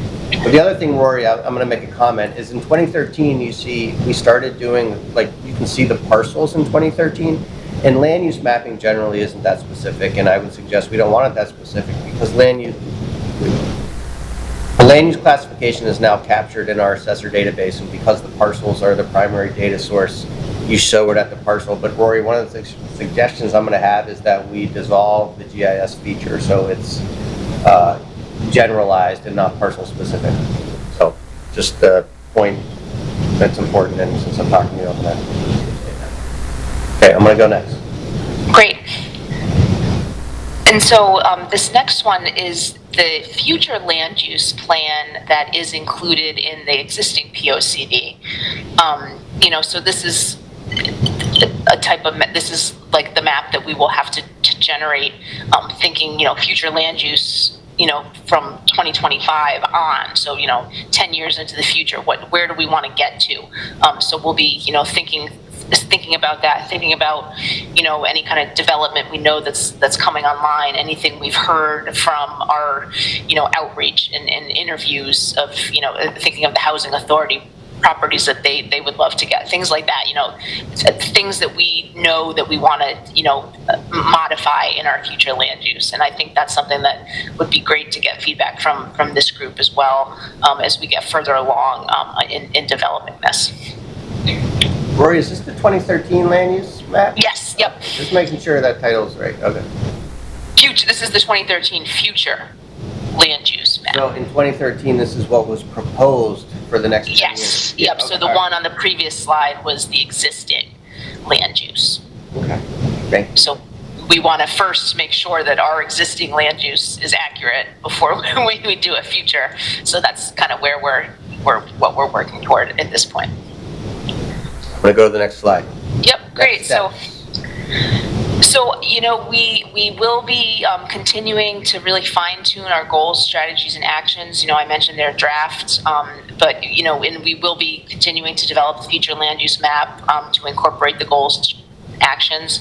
We are working on delivering draft chapters. We'll have more kind of on a week-to-week basis. And Dave, you did generate kind of this critical path if we are hoping to adopt in June, and that we'll have to kind of look at the schedule and look how far we get with the land use mapping and to see. But it basically kind of gives you an idea, when we kind of plan backwards. So town council and CROG will receive the plan at least 65 days. So at least, 65 days prior to adoption. It will have to go, to the public at least 35 days. So it goes up onto the website. We want to make sure we're working with you all on it as well. You'll be the ones adopting it. So we want to make sure that you have time to, to review. So that's kind of a general timeline, but we'll be working toward that. And Rory, I'm surprised to see this in there because I appreciate it. This is my working draft. I'm really very aggressive. No, that's fine. It's just keep in mind, for the commission, this was the most aggressive schedule we could possibly do if we wanted to be done this fiscal year. I don't think we're going to make April 7th. I don't think that everyone wants to dedicate a lot of time and sort of, we could do that, but I don't. That target is not stuck in. Nothing is driving that April 7th deadline. If we wanted to send them a draft by April 7th, by all means we could, but I think we still have some work to do between now and then. But just don't, this is not gospel, this can change. We don't have to meet that. But Rory, I want the commission to know that this can slide. We're already delinquent, we're behind, or deficient, maybe I should say. So anyway, I'm going to keep going. I think that's it. Just a quick, not much late, just a quick question. From a scope perspective, education's not in here. And that's like if you look at the numbers that are floating around, $55 million for the schools, and it's a land use question too, from what I've seen. It's public too. Is education a separate thing done through Board of Ed, or is it just not something that fits in. I think I'll double check, but now that you say that, the statutes do specify certain things that have to be included, land uses, housing, transportation, open space. I don't think it says education, but yeah, that's a very, that's. Have little blue squares, baby. Well, institutional, yeah. So it's a good point. There's no reason we cannot include it. I don't want to upset the apple cart, I was just curious. The nice thing about the POCD is that we're not bound to do anything, honestly, that's in there, so. Each case you get a little plot of land. I will say, I'll chime in, typically, the Board of Ed is kind of, their purview is the education and the, what the curriculum is. We did hear in our engagement quite a bit about the school facilities in general, not so much, what's being taught at the schools or the curriculum, but more so the school facilities. And that's something that we'll dig into. That's kind of something more in the purview of the plan, if that makes sense. We should make a note, Rory, of that, and I know that we went through that quickly, and just to make sure that the strategies include a reference to maintaining and proactively planning for educational needs, including. Sure. I guess it's really all town facilities, which include schools and everything else that's a town building. Right. Yep, and I think it gets to the quality of life chapter too, and we'll make sure that I think it could tie into that. In our meetings, the issue of education came up multiple times relative to facilities, land use planning, town infrastructure, those kinds of issues, as well as the cultural aspects. And so it wasn't really neglected in the plan, but it wasn't a formalized topic. It sort of interspersed amongst the wide scope of the topics. So going forward, will drafts as they're generated be distributed to this commission at some point prior to, Yeah, no, absolutely. This commission needs to see it all first before it's assembled. So Rory sent me the first 3 chapters, and thank you. And I apologize, Rory, because the same week I also got the draft affordable housing plan, and I was hoping to at least review that before I sent it out. But I'm also happy to send it out. You guys can all see the first 3 chapters concurrently while I'm doing it. But yeah, so I can do that. Okay. The only big task I will say that it's the land use map, because I know we had to get the data that was done in 2013, and then there was a long QA/QC process. So that's really the only thing that requires like time and effort before we display that to the general public, I think. Definitely, I think if the commission can look at a draft at whatever the appropriate time is before we go to all the other steps, that would be good. So we thank you, Rory, for your presentation. We'll probably be talking to you again, Great. I assume, as this process goes on. Yes. But thanks very much, and sorry we held you so late tonight. That's okay. All right, I'm free to go. Okay. Yes. Okay. Have a good night, night. everybody. Thanks, Rory. Thanks. See ya. Bye. Someone like to make a motion to adjourn? So moved. Second? Second. All in favor, please say aye. Aye. Thank you, everyone. Sorry for the long meeting. They're getting long. Oh, okay, that's the one that's. Yeah, so I can get off the